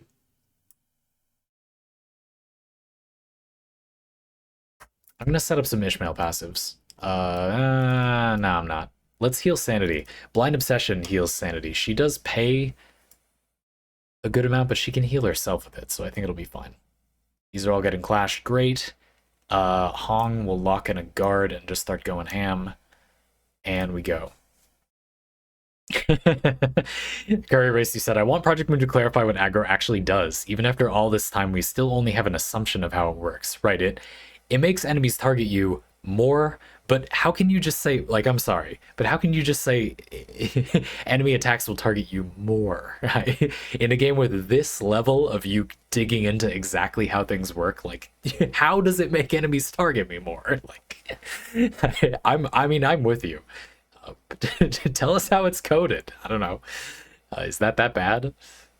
It could be. It could be that they think that if you knew that, it would become an abuse case, but it's actually like a good balance if you just don't know how it works. I don't know. I always think that's risky, though. It's like it's only a matter of time before we, the players, just figure it out. And so, but we'll see. Yeah, I would like to know a little more. I have a few ideas just thinking about programming. I could guess, but Look at this Hong Lu skill 1 damage. It's gross. Just gross. That was a great turn. Spent a lot of resources, but that's what they're there for. All right, so we'll say that next turn is 2 turns before we go off, if we can get Ishmael enough sanity.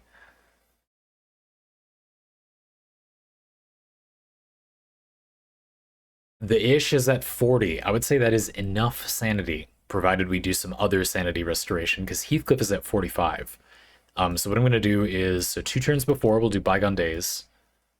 This sets up a status effect that will give Ishmael more sanity and clashing when she eventually goes off, and the status effect lasts 2 turns.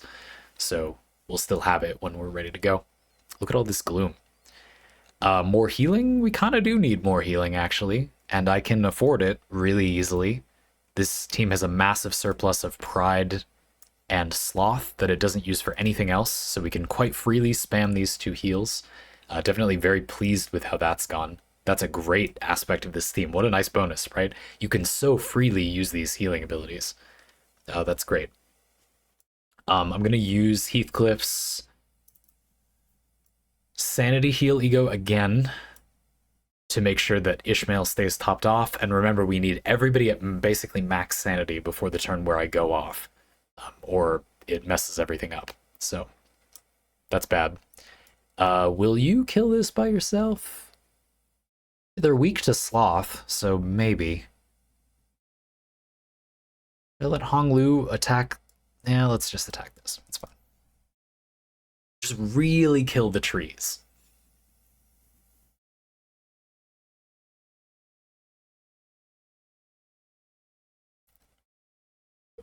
I should have used Udis's Ebony Stem. We can try to do the rupture thing.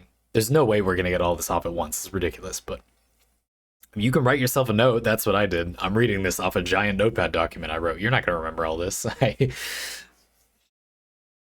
I mean, don't let me put words in your mouth. I don't know your life, but I wouldn't expect anyone to remember all these things that are beneficial.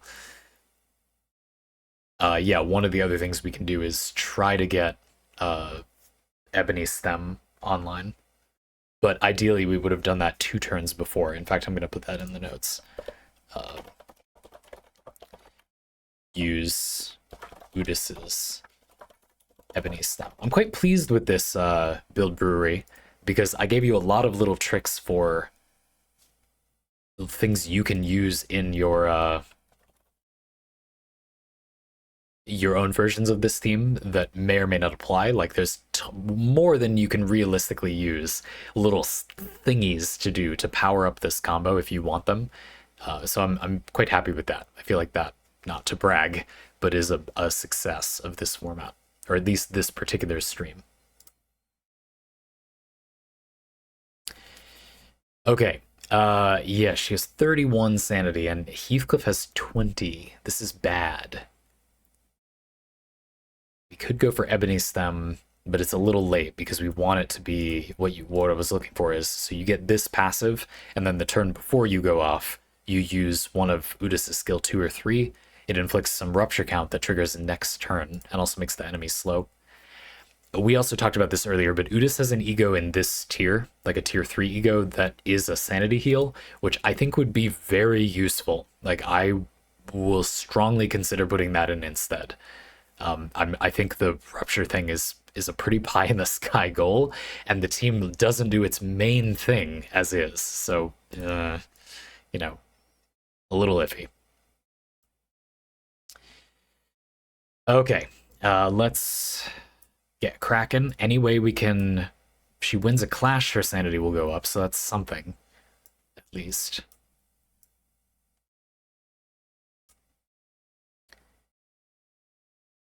We've got a guard. Anything else for the turn before?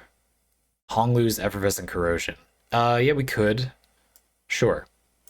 He's got how much sanity? This pays 20. Yeah. I don't know. We didn't bring his Effervescent Corrosion. I could bring Land of Illusion to help Ishmael with her sanity. Let's do that. Yeah, we kind of need that.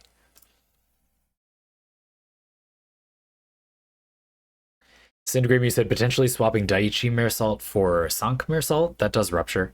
Sank Mersalt himself doesn't inflict a ton of rupture, but he doesn't interrupt it as much. We did talk earlier in the stream and during the break about the possibility of doing a rupture variant of this theme. I think it's a good idea. It's one of the only other teams where a lot of the sin affinities kind of line up, so you will mostly get the resources to do the egos that you need. That part's good, definitely.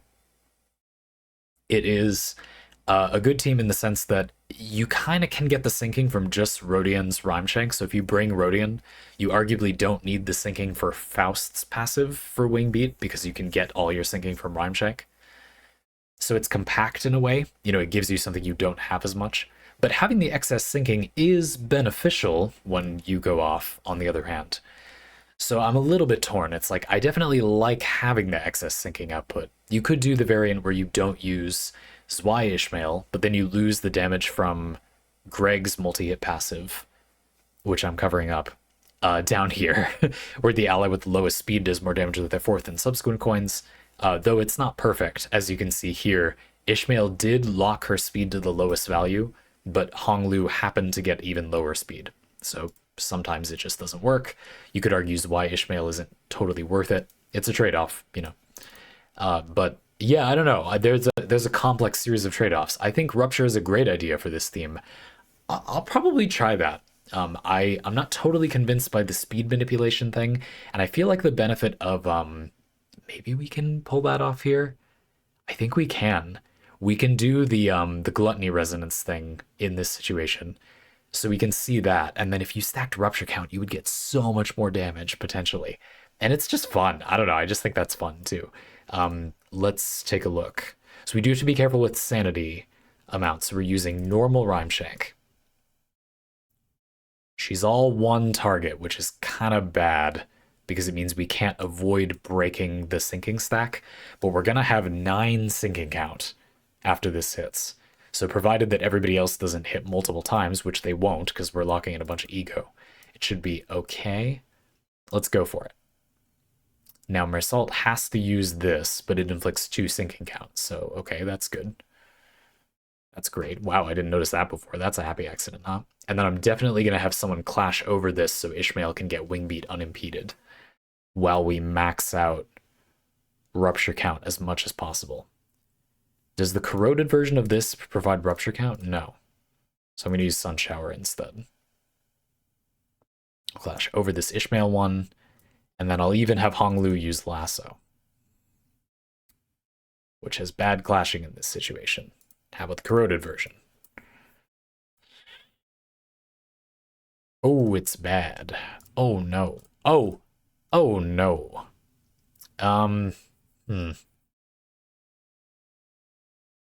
Let's live with it. Let's just live with it. Does she have a stack? You got any stagger bars? Really? Come on.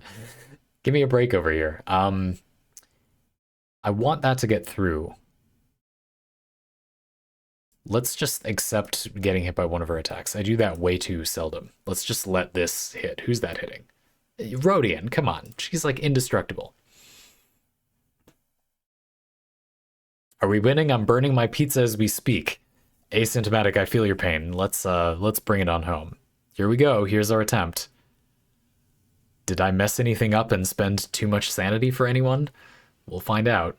27. Okay, that's gotten a little close, but that's fine.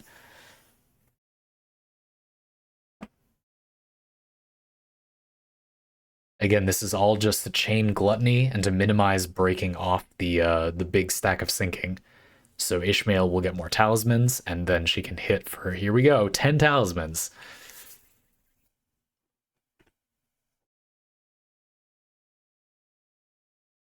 Only 3 hits? Get out of here. Come on. Why did that do 0 damage?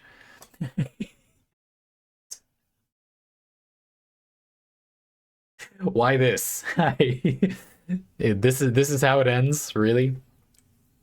Oh, she probably just hit a phase change or something. That must be what this is. Lol. Okay. Well, bugger. Yeah. Hmm. Hmm. Yeah. So definitely with this level of burst damage, this is true of other things. Sinking Deluge comes to mind if people have used that. There is like a fight knowledge thing where I think that was just a point where she changes attack pattern or something and doesn't take damage. I don't remember why. I don't know why that happened.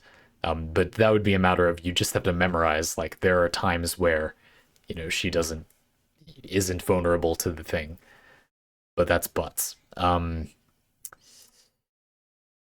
But it's okay, because we can obviously just kill her. It's just sort of too bad. I will try to get everybody's sanity back in order. I'll still make the attempt to do the thing. We need a really high clash value attack. That'll work, yep. Ishmael's Blind Obsession can heal her sanity. 20 sanity for the 4 allies with the least SP. If it doesn't say other, then it means it can include her, yep. Clash that thing. Rodian, if you would just punch that vine, please. Just punch that plant. What? My 22 clashing skill 2 was defeated? This is unacceptable. Ridiculous.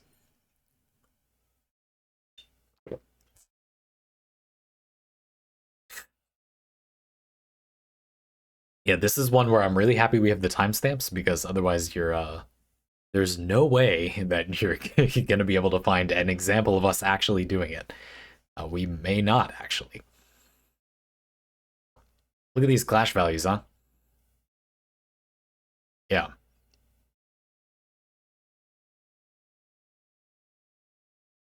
So certainly, like, this many sanity nukes, and of course you still have the passives from Yasong and Faust going and restoring the team's sanity. What would be nice is to see how quickly you can regroup. I know me as a player, it's pretty clear that I'm going to misfire this combo a good amount of times. So building in ways to make it so if you do the thing, but then everyone's sanity is a mess, you can kind of reset quicker is important. Otherwise, it's just not going to happen in practice. And that worked pretty well, as you can see. We have Mersalt down here has 25. But otherwise, we got everybody back to 45, 40, close enough. And then Ishmael is at 39, which is fine, because we want her to be the lowest anyway. Now, minus 25 for Wingbeat puts her below Mersalt, who's at 25. She'll lose 25 and be at like 70. Quick mental math, no, but good enough. So we can go again. Not too bad. But you can see like another sanity restoring ego. Like I mentioned, Udis has a tier 3 ego. We'd have to drop Emity Stem.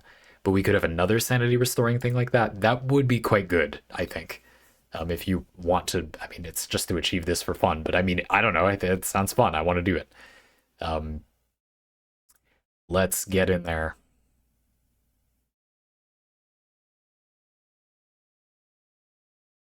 Really no meaningful amount of tremor. That's definitely something to keep in mind for the future. That the team isn't going to output significant tremor anyway, so like you could consider just giving up on that.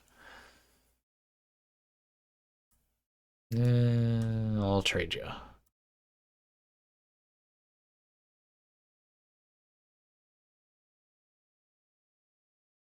Yeah, and I'm not going to go for the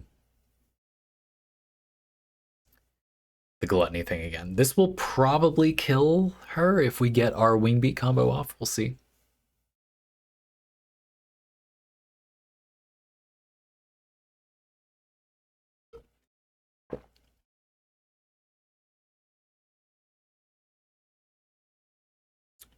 Plenty of sinking, yep. I shouldn't have done 3 hits. That was stupid. Lost a lot of sinking count there, but that's okay. Ishmael kind of narrowly won that second clash, but again, it's fine. All right, what you got?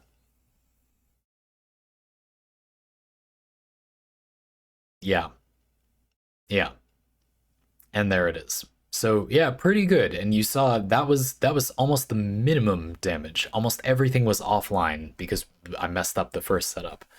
But when she does indeed have the lowest sanity and it goes off, that's pretty good. And we didn't even do a lot of the bonus things. We didn't get the gluttony chain. She didn't have Greg's passive, so she didn't have the 30% potential damage increase.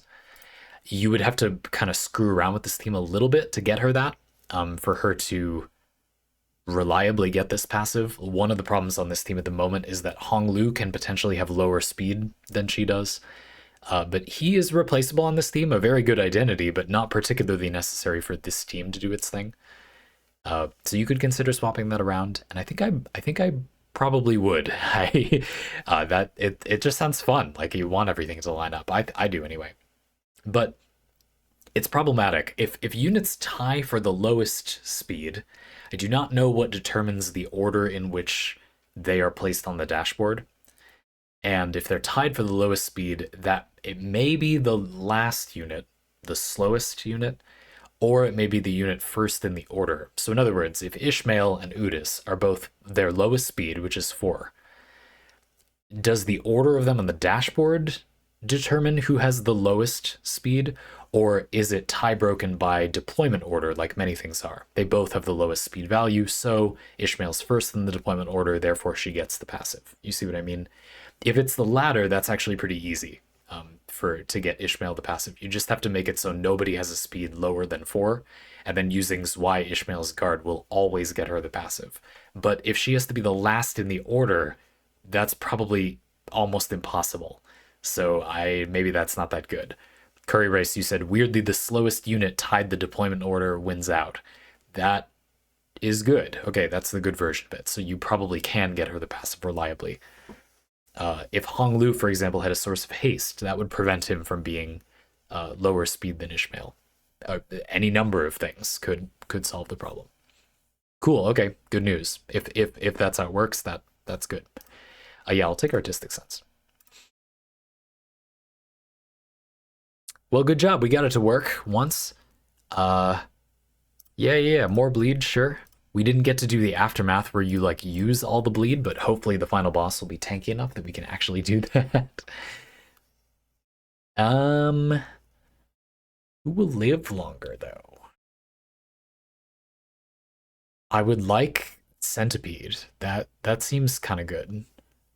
I just want someone chonky, and I don't want them to mess with my sanity.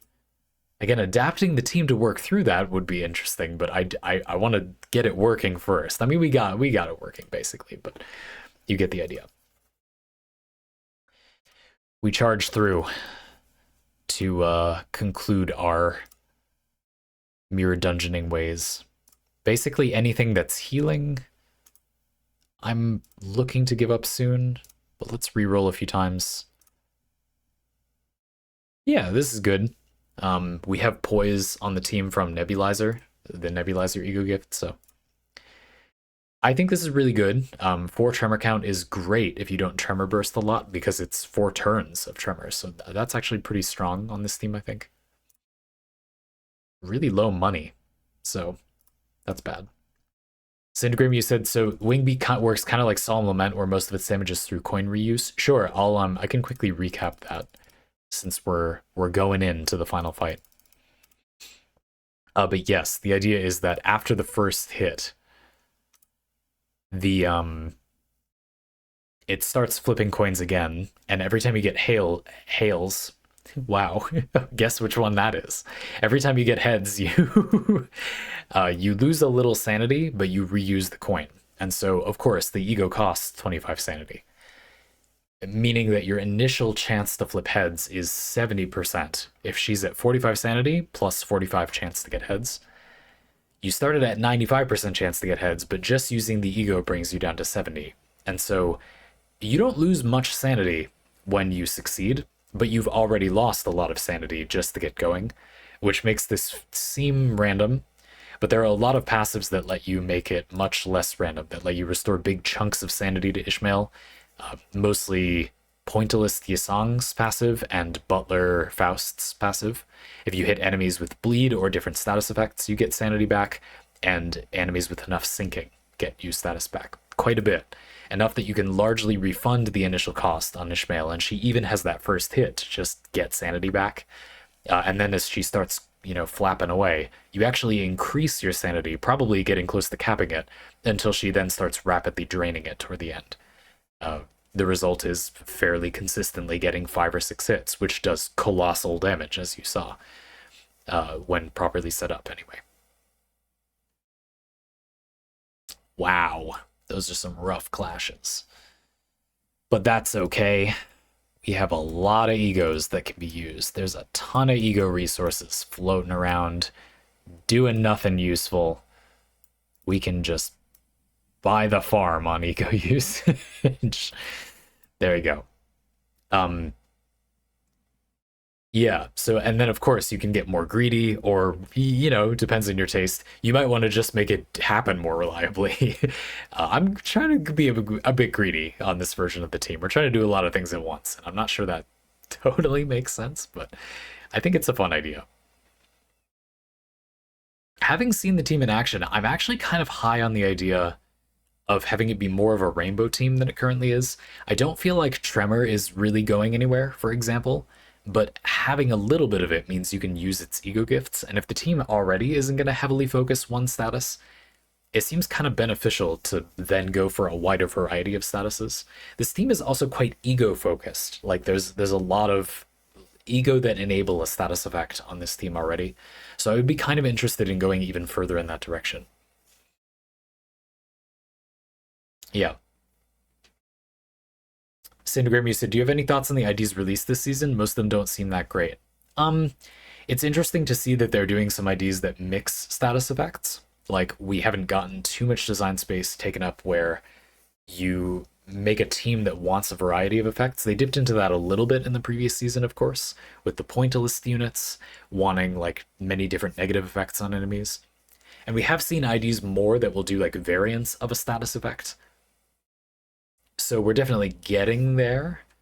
I am personally really enjoying the new design space of those units. The idea of Blood Feast, letting you build up a resource throughout the fight, and then you can cash it in with the La Mancha Land IDs, sounds cool.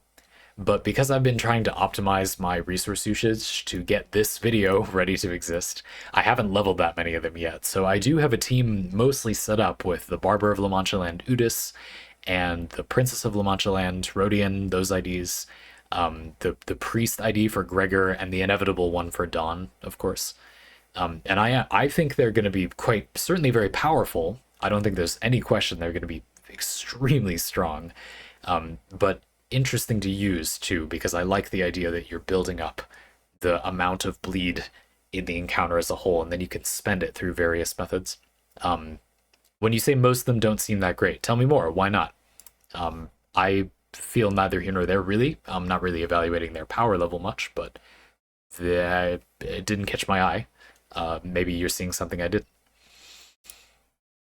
Tell me more. Oh my goodness, these clashes. All right, what ego resource do we really have to spend? I mean, let's not go too crazy. Yeah, we do have a lot of gloom. It is completely fine to just use pursuance, okay? Yeah, I think this is okay, because we don't actually need that much gluttony, and it's mostly pride, which we have a lot of. Yeah, that's fine. And then, yeah, we don't need to go too crazy, but Honglu, must you? Okay. This is fine, because his defensive ability, like most discard units, discards as well, so we can just use that to discard his skill 3. That's fine. Rodian, this is why we can't have nice things. And literally everybody can't clash this time. It's okay. Really, really good ego resource spreading out. Syndigram, you said, from what I understand, a lot of the Fiend units don't really have enough feast and bleed accumulation to support themselves. I think that the intention is that they're only going to work as a set, and there's a question about whether that is the thing you like as a design. Yeah, I mean, it reminds me of the Blade Lineage units a little. We've had some stuff in Limbus Company's design that is very heavily designed around you use this specific set of units to enable this specific thing, which not always great. Asymptomatic hissing noises. Yeah. All the cats in the room suddenly get up and say, a whole team of 6 pre-made units? Disgusting. It depends on your sensibilities as a player. Now, with the with the Blade Lineage units, I liked that situation overall, because you got a reward for running the dedicated team of all 6. Every single unit is all 6 of the existing Blade Lineage units, and that's it. If you want that, I find that boring, and people who like that, yeah, I mean, there's benefits to doing it. And at the same time, they also gave players enough of a benefit if you don't do that, that it's not like stupid to do anything else. Like, it's not like those units are bad if you don't, run all of them. If you run the, your preferred 3 Blade Lineage units and 3 other Poise units, for example. I've been using that team a lot since it came out. I think it's a great daily driver. That team slaps. Like, it's great. I think it's fun. It has good quality of life. It's pretty strong. A lot of the Blade Lineage benefits built into Dawn and Mersault's Blade Lineage IDs are designed for only 2 or 3 units. There's only a few benefits that happen only if you run all 6. So there, I felt like they hit a good balance. Syndgrim, I guess what I think about the La Mancha Land units, about the Bloodfiend units, is that it's going to be the same thing for me.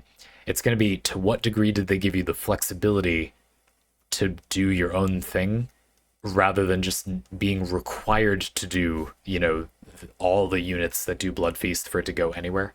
And I simply haven't played it enough to know that for sure.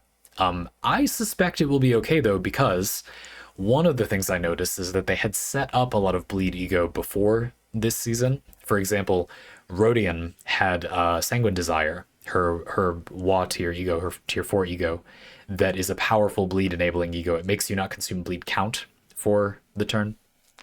That's extremely powerful. Just ridiculously powerful. But she didn't really have any relevant bleed IDs before. The moment in the story that we saw Dulcinea, I won't spoil for anyone who hasn't played it, but you know this character if you've been playing through the story, or if you've read Don Quixote, I suppose. Yeah, I felt like it was pretty obvious that Rodian was going to be the one who got that ID. She's the most similar to Rodian. And so that's how they do it. A character will get introduced in the story, and then we get an identity version of that character for one of our main 12 people. Limbus Company's big signature thing. And the moment I saw Dulcinea, I went, oh, it'll be a Rodian ID. Oh, it'll be a Bleed ID. Oh, it'll be able to use Sanguine Desire. Ooh. So while that might seem a little canned, I could see people thinking like, yawn, of course that'll be good. I would say from my perspective, it reassures me that, yeah, she's probably not going to be that bad. There's a lot of support for bleed stuff in the game as a whole. I'd even go so far as to say Wishing Cairn is a pretty popular bleed enabler we already have. And obviously the new Yearning Mersala egos have been very strong. But this is great. Super, super cheap, and you get 4 bleed count, provided other support. Like, that's and obviously there's going to be a crazy Dawn bleed ID. So I have pretty high hopes, to be frank. But absolutely, Syndgrim, I also haven't actually tried them at all. I've been focused on leveling this theme so far. So I don't know, but I have reason to believe the team will probably go pretty hard. Exactly how flexible it is for me too what is going to make me decide whether I'm excited about it or not. But I don't think there's going to be a problem with power level personally. Hong, my boy. I guess at least his skill 3's coming up, but these guys' clashing power is rough.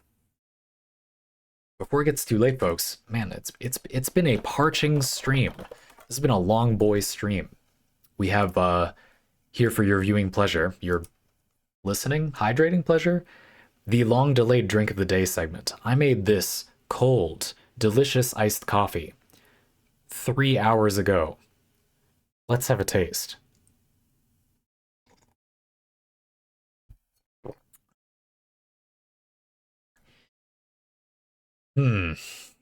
That's actually pretty good.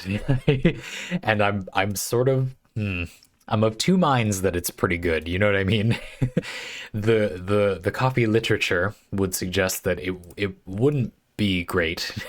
I was ready for it to be pretty bad because it's had a lot of time in open air, but it's cold. The science and my anecdotal experience is that keeping your coffee cold and chilling it quickly after it's brewed. I brewed this hot, but over a lot of ice. So, and then I've added some water, and that's how it's iced coffee. Preserves some flavor characteristics. If you leave a cup of coffee that's hot and let it go to room temperature, by now it would be room temperature, and I could have put ice in and had it be cold, but that would probably taste worse than this because it would have stayed hot for longer. Something volatile aromatic compounds would float off into the atmosphere and not be in my delicious cup of coffee. On the contrary, that did not happen, and so this is surprisingly, definitely the best cup of coffee I've had in a while that was left and neglected for 3 hours. Now, is it good in general?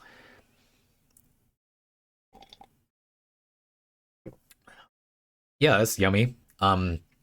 This is decaf from a non-local roaster. We're getting in a little bit into the rabbit hole. We're only going to dip our toes in today, maybe next Friday. We're getting into the rabbit hole of trying to get good decaf coffee. Now, getting good coffee is surprisingly easy in some parts of the world nowadays because good coffee has become more popular. And this means that it's cheaper and stocked in normal grocery stores. There's a market for relatively freshly roasted whole bean coffee that has a higher price point in exchange for better quality, and if you have better brewing equipment, you certainly get a little bit better extraction. You get a little more coffee, but not a super significant difference. That's good for you as a consumer. You have options. There are still cheap options. And I think a lot of that has been pretty good. I'm someone who has and goes to local roasters in my area to get coffee that was just roasted, but I have also bought some coffee from my local grocery store, and some of it has been from roasters I would happily have mail ordered coffee from. George Howell, for example, is a great roaster I'm happy to shout out. In my area, in the New England area, a potent, storied specialty roaster, and a lot of the stuff that I've gotten in a supermarket from their coffee has been really pretty good and roasted maybe a month ago. Not perfect, but good. Decaf, though. Friggin' decaf.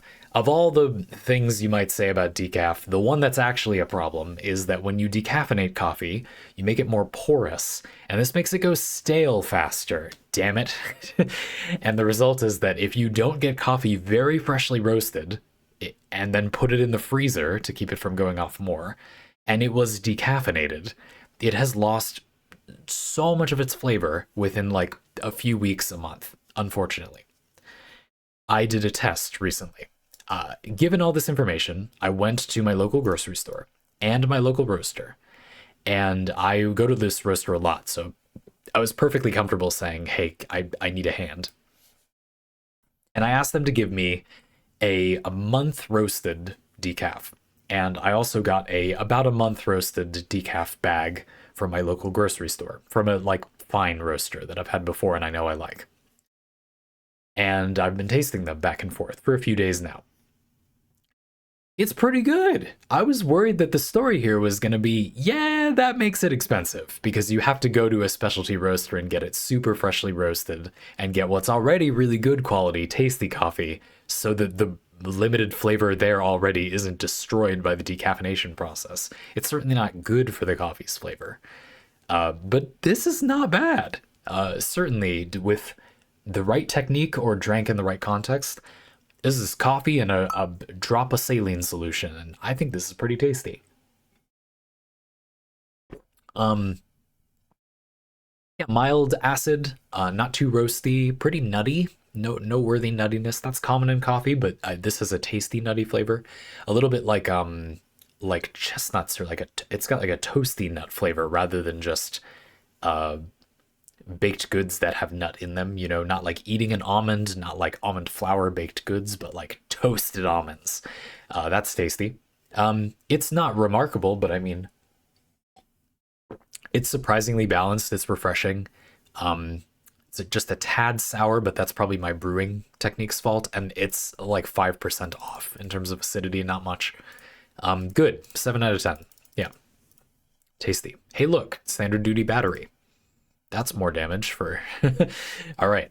And just in time, we've arrived at the finale.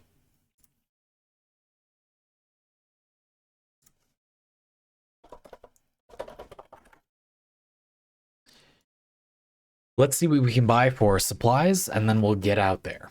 I'm kind of hesitant to spend the limited resources we have on an Uda's skill replacement. She benefits from it rather heavily because her skill 1 is so bad and her skill 2 and 3 are so good. But I have egos to use and she can discard her skill 1s, so I don't think it's super worth it compared to the other things I could be getting. Rupture Potency, Yawn, for this team anyway. Let's do a refresh. Honglu's skill replacement. That's pretty good. Getting another skill 3 is really, really good. But is it really that much better than, let's live a little. It's a lot of resources. I'm actually going to buy the heal as well. And I'm going to sell some gifts that give us money and also buy another heal at the next shop. Because I think tanking up like that is going to end up being more valuable of the approaches. Just selling anything that isn't really beneficial anymore, or that isn't likely, like this gives you ego resources when you kill enemies, probably won't happen that much on the boss fight. This applies to practically nothing on this team. We've moved into the next floor as much as we're going to. Okay, we actually have a lot of resources to work with. I forget what I was saying before. This is fine. Yeah, we can roll again. That's fine. What do we got? Clash with skill plus tremor, inflict more tremor potency. Yeah, that'll be useful. Hio, what good timing. Welcome aboard. We're about to do our big Wingbeat Ishmael combo, and hopefully it'll go as well as it did last time. Welcome aboard. How you doing today? I'll break it down as we go through it. It's become quite a monstrosity at this point if we actually manage to get everything off, which I wouldn't hold your breath, but I'll try. We go in. Yeah, so just making sure that she's in slot 1, because when I use her guard, get defensive stance, and lower her speed to its minimum value, that value is 4. And plenty of other IDs on this team have a speed range of 4 to 6. So the speed's going to be tied. For her to get the passive from Greg, she has to have the lowest speed, tied for the lowest speed, and then be in slot 1 to break the tie. And that's 30% more damage for the body of the main damage, so a lot. 3,000 HP, baby. Perfect. Plenty of room. We got a whole bunch of racetrack. Yeehaw! Alright, so we'll just start setting up for turn 1. This is great. Honglu can discard his skill 3 right away. We can get relevant passives online. I'm just going to use Amity Stem right away. And it's good to really go hard with this at the start because, as you saw in previous attempts, or for Hio and folks just coming in, what's going to happen is using too many of these setup ego is going to make the team's sanity all screwy for when we actually go for the main combo. So it's good to have a lot of room to set up. Like, you can do it in 2 turns, but we benefit from, having 3 or 4. Certainly, I'm not going to waste setup, though. Like, if we don't need it, then it's, like, fine. And in many of these cases, it doesn't look like we do to me. So yeah, let's just go in.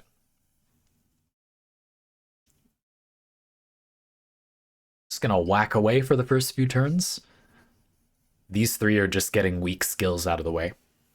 This sets up some air assaults better clashing. He gets that passive. Honglu is discarding a skill 3 to turn on his insight big bongo damage. Udis is setting up that Ebony Stem passive, so now if she hits with heads coins, she applies Rupture Count that applies next turn. We're going to try to do the big Rupture Wombo combo this time. I'm not super hopeful. It's pretty unlikely to work. It requires a lot of setup, but look at these status amounts. We got like a whole thing of Tremor, a whole thing of Sinking, a whole thing of Bleed, a whole thing of Rupture. I mean, we're going places here. Okay, how's the sanity looking? Yeah, not great, as expected. That's fine. Let's say 3 turns until we go off is the limit we'll do. So anybody else, speak now or forever hold your peace. We'll do a couple of sanity boosting ego and not die. Clashes angrily. You got Hong Lu, who now clashes for a 22 with his skill 2. I'm just going to do setup with those. We ride. Mostly just damage. Sets up Udis's crits. Not a huge deal, but it's damage.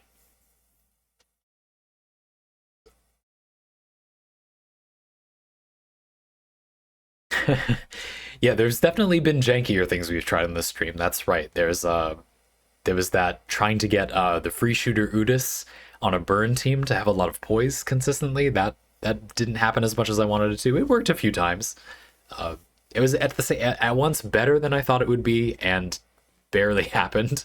But I mean, it doesn't have to happen that often. These are the fights where it's gonna come up. So, Ong, come on, there we go. Good job.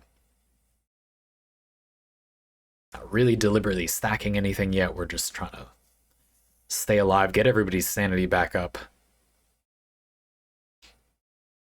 We need everybody to have basically full sanity to set up turn 2 turns until we go.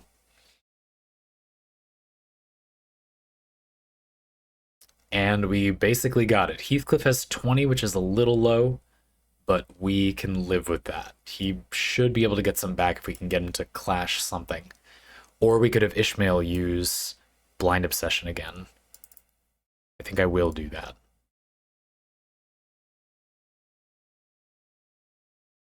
And we'll just try to clash for a turn. Just clash normally for a turn, it's fine. How I learned to relax and just clash normally. Then it'll be 2 turns until we go. Goodness. Yeah, definitely having written all this out before the stream, it's more to do than I expected it would be. Yeah, okay, so 2 turns before. I also wrote the Ebony Stem note, but we already have that passive active, so it's fine. This is just to get everybody's sanity back up. But I'm sorry, I forgot to turn back on the volume.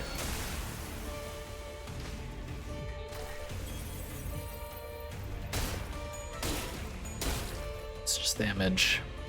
Really, really good sinking output damage, but I mean, as you would expect. Gotta be careful not to do our big damage on a... Wow, okay, it's basically just dead. It's okay, we can still kind of pop off, because the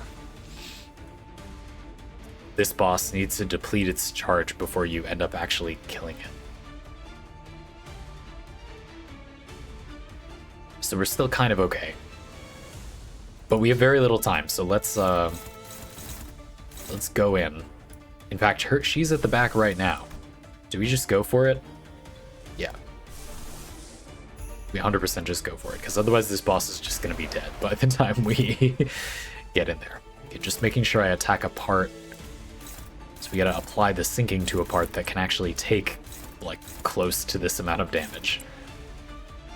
Big number time? Yeah, I hope it still shows you all the damage output we manage, even though the health bar is going to end up being at 1 for part of it. But we can see how much we can get it off. Now, I will also attempt to do the Gluttony Resonance as much as we can. Or what little that has value. It's not hard to do, so...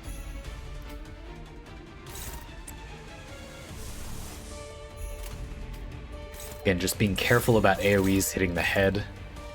But for the most part, it's like very few, or we even get sinking out if Sun Shower triggers a crit, and she has good crit stats right now.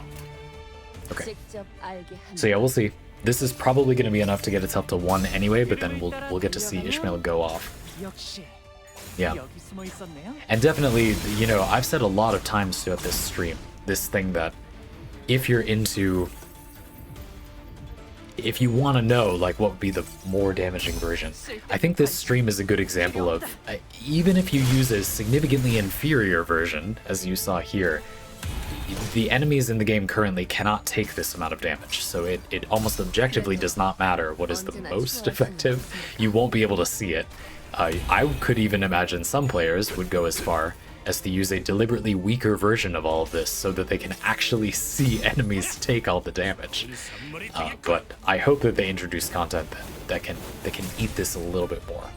Again, it would be interesting to try to find a way to make it so the mirror engines remain accessible to newer players and players that have a less powerful account than this, while providing some kind of track or like way to speed up. Totally worked.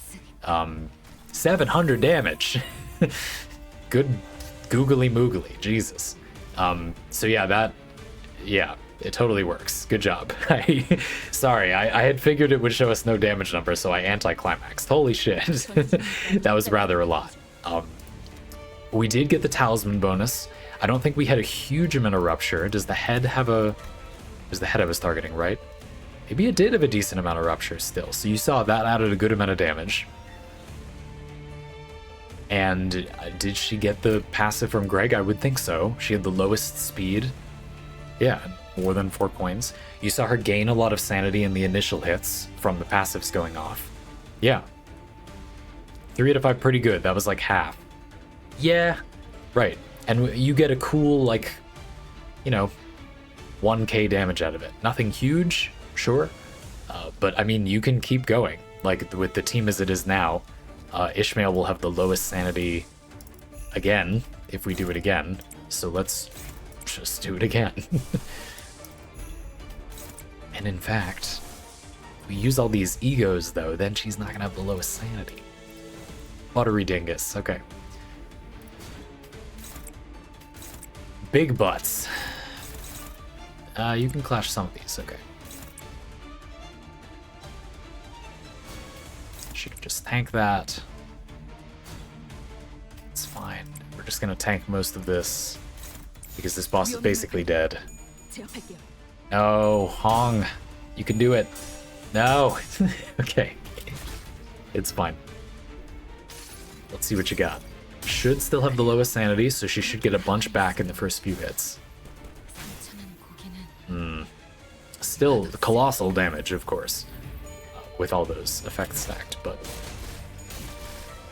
not quite enough. Basically, any hit does like 200 damage now because we have all the sinking and rupture stacked up. So that barely counts. And then we bring it on home.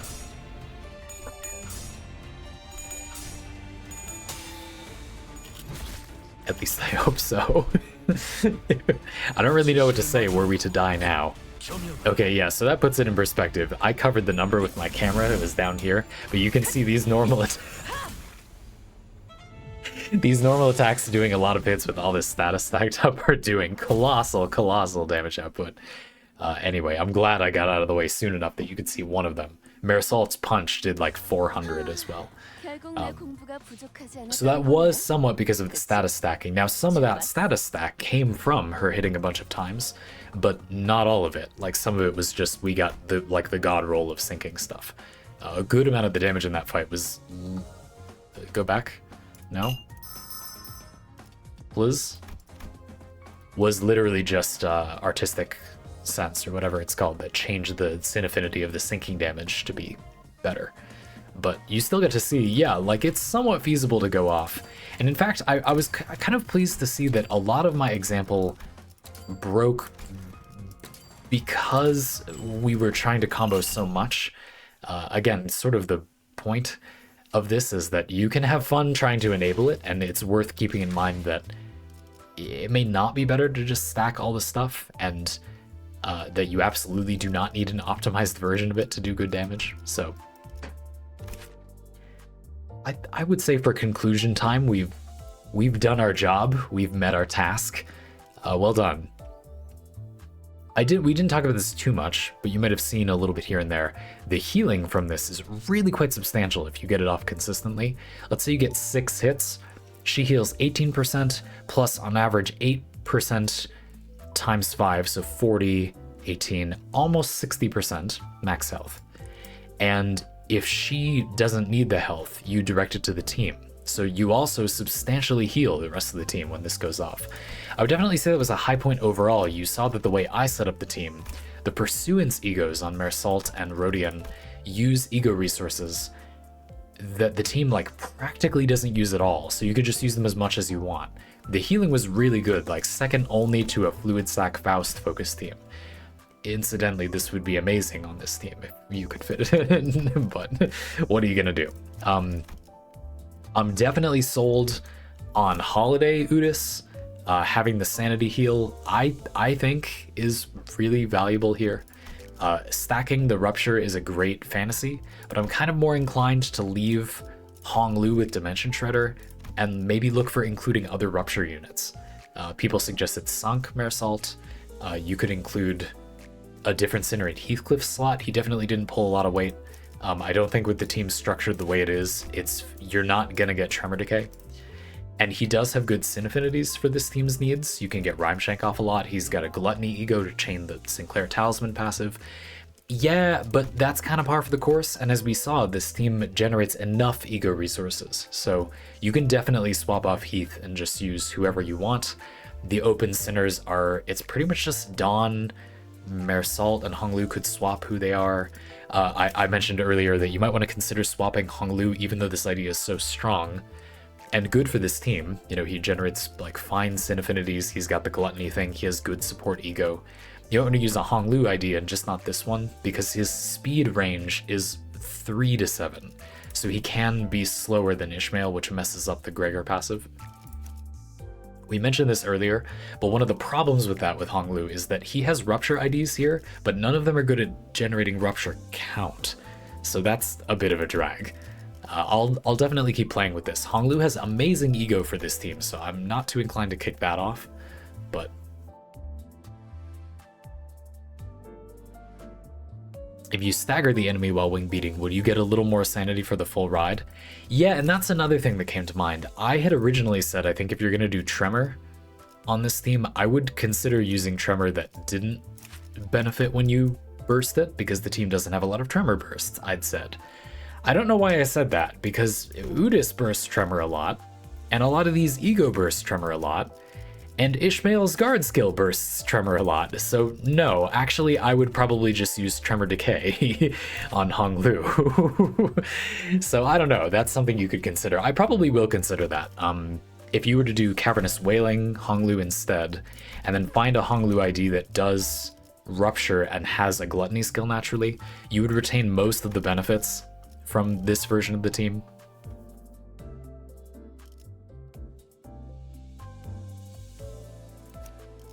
Daichi Hong Lu's support passive.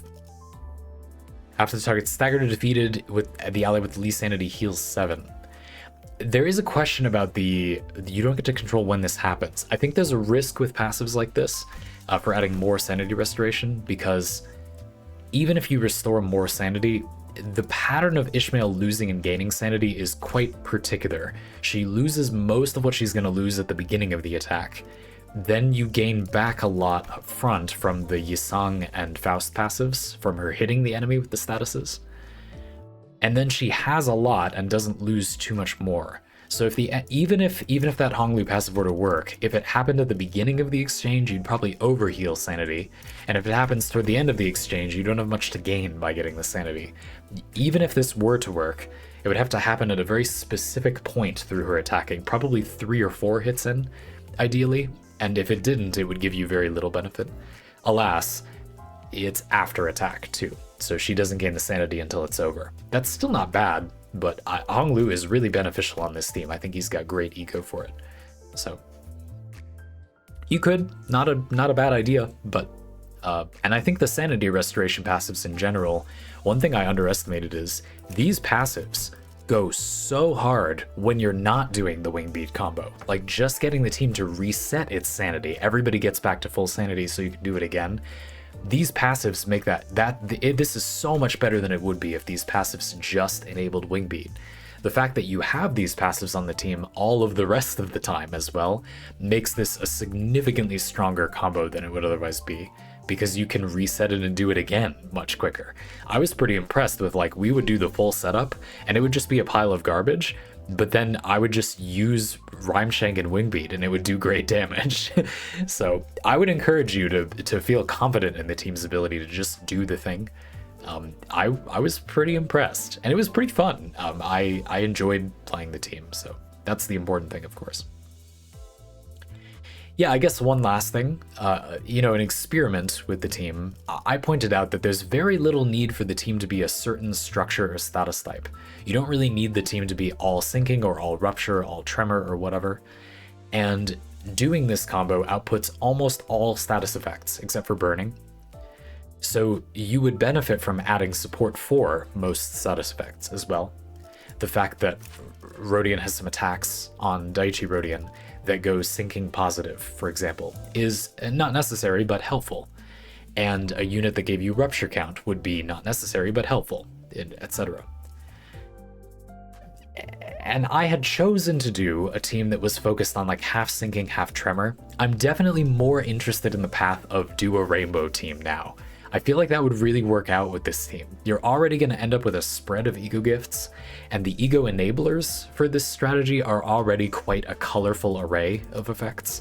You have, some rupture enabling stuff, some crit enabling stuff. I don't know why I'm going to Udis. Well, there's crit enabling stuff, sure. The rupture enabling stuff.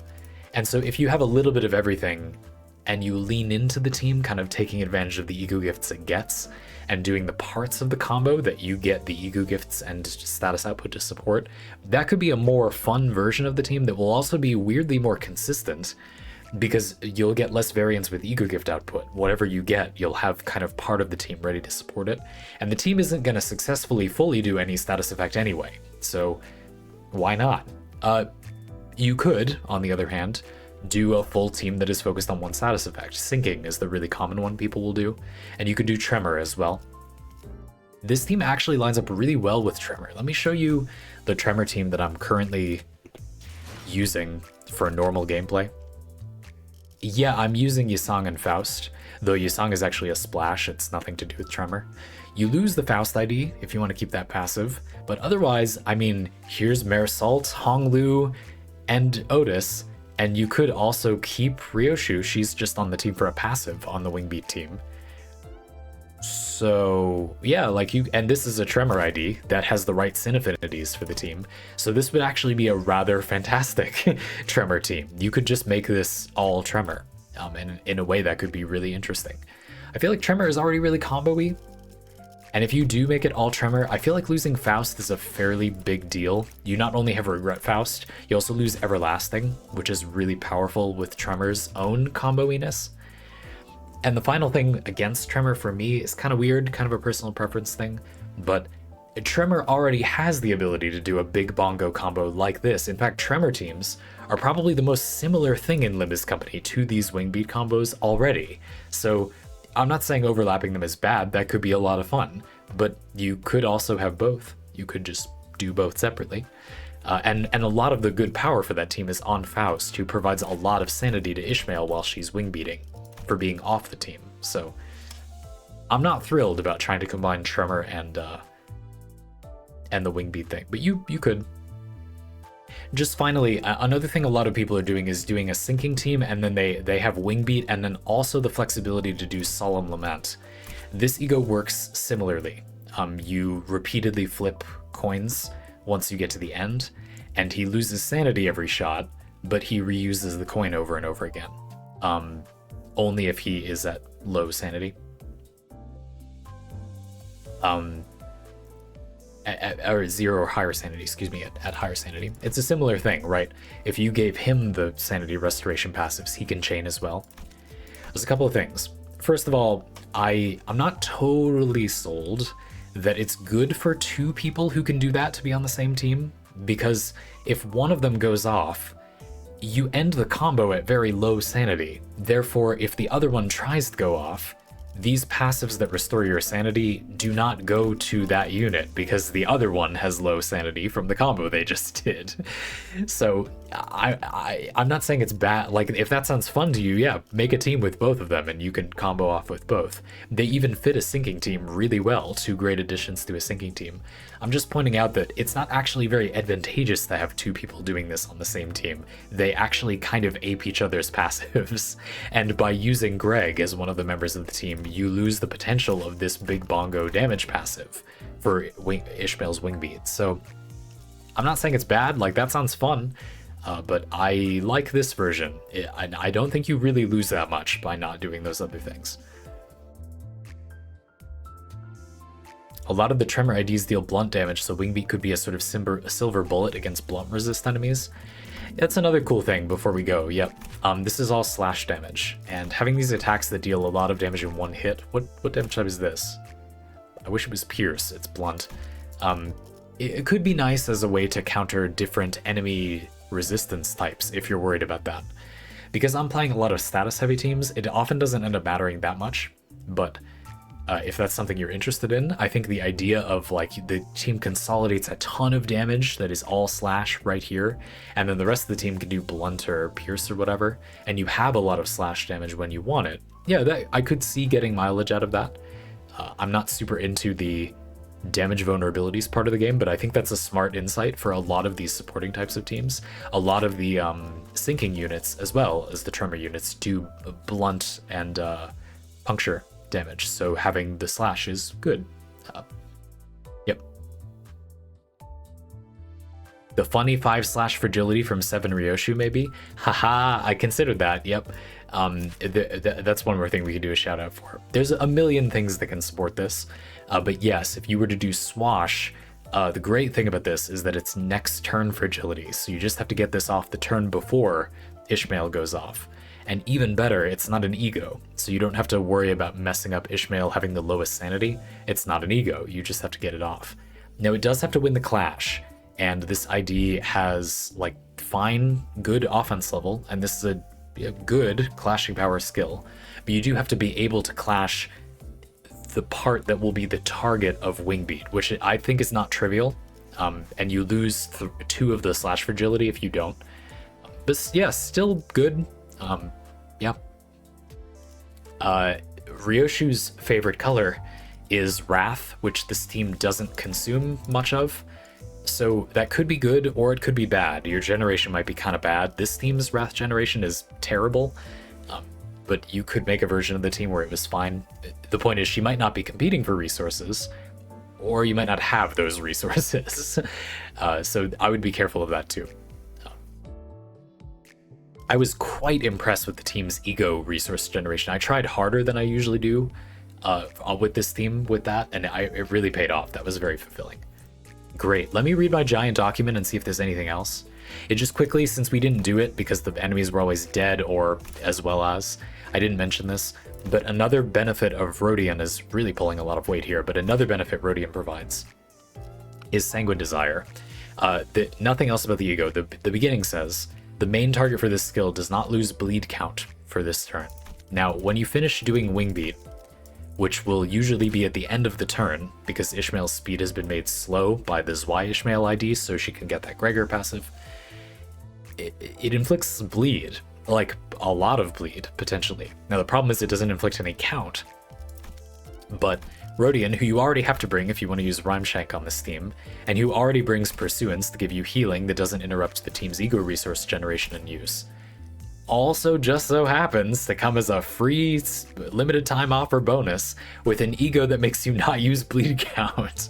So if you use this the turn right after you do the Wingbeat combo, you might get a lot of mileage out of that bleed that you inflicted. That's something I really like about this combo. It kind of hooks in a few turns before and a few turns after. You've got a whole bunch of different hooks you can use. You could even use the other Yearning Mersala ego to hook into making that bleed not consume bleed count. I could even, we mentioned this earlier, but I could see a team where you fit Dawn in and Wishing Cairn would be really strong. This provides 4 bleed count, really, really cheap. 4 bleed count, if you've stacked like 50 bleed or whatever, I mean, is good. That's a lot of damage. So that could be pretty fun. Again, we didn't get to do that Sanguine Desire payoff, but that, I mean, that's very, very strong in this situation. Sanguine Desire here is even better than it would normally be, because this team stacks absolutely 0 bleed count, so you get the maximum benefit. You get, you know, infinite bleed count for 1 turn, and you had 0 to begin with, so it is just really, really good. This ego is amazing on this team, perhaps in some ways even better than it would be on a bleed team when you do your Wingbeat, if they're even alive afterward, I mean. Okay, goodness, that was a very involved and long stream. Just grab my 5 million crates here, 69, nice. And bring it on home. Whew. Yeah, okay, that took a little longer than I expected. It's involved though, I mean, just doing the combo without any practice. And then we whiffed a few times too, so. I think you got a pretty good look at the whole range. Obviously, Limbus Company is just very compatible with this series as well. Like, we get a lot of time doing a whole mirror dungeon. I think in the future, though, I will do some mirror dungeon before the stream. Like, I always want to invite it that we switch stuff around with the audience, but you can do that in the middle of a mirror dungeon. Like, I could just pay the in-game resource to swap stuff out while we're doing the mirror dungeon. And a lot of the time we don't. Like in this case, we just went with what I had. So I think in the future, I will probably go through the first few floors of the mirror dungeon before we do these, because it takes a long time. I mean, it's late for me. Like my local time is 8:15 p.m. now. I gotta eat dinner, I gotta take a shower, I gotta make sure my partner ate dinner, and then go to bed in like 3 hours, you know? So this is too late, but it's partly my fault. I started late and this was an unusually long one, but I'm pretty fulfilled overall. I feel like we quite thoroughly got to cover the subject, so I hope it was fun. Thank you for the stream, Asymptomatic. You said you're foffing? That's a fun word, and flopping around. Wingbeat setup is too fiddly for me. I will stay in burn camp. Camp burn. Got like 5 people here. For real, I feel like we kept coming back to this. It was on the edge of the conversation, but there's no burn in this team. We have everything but burn, and charge, but shut up. Everything but burn. We have to have it, you know? It's so easy to stack burn. Like, surely there's a way with deep, lustful ambition in his eyes.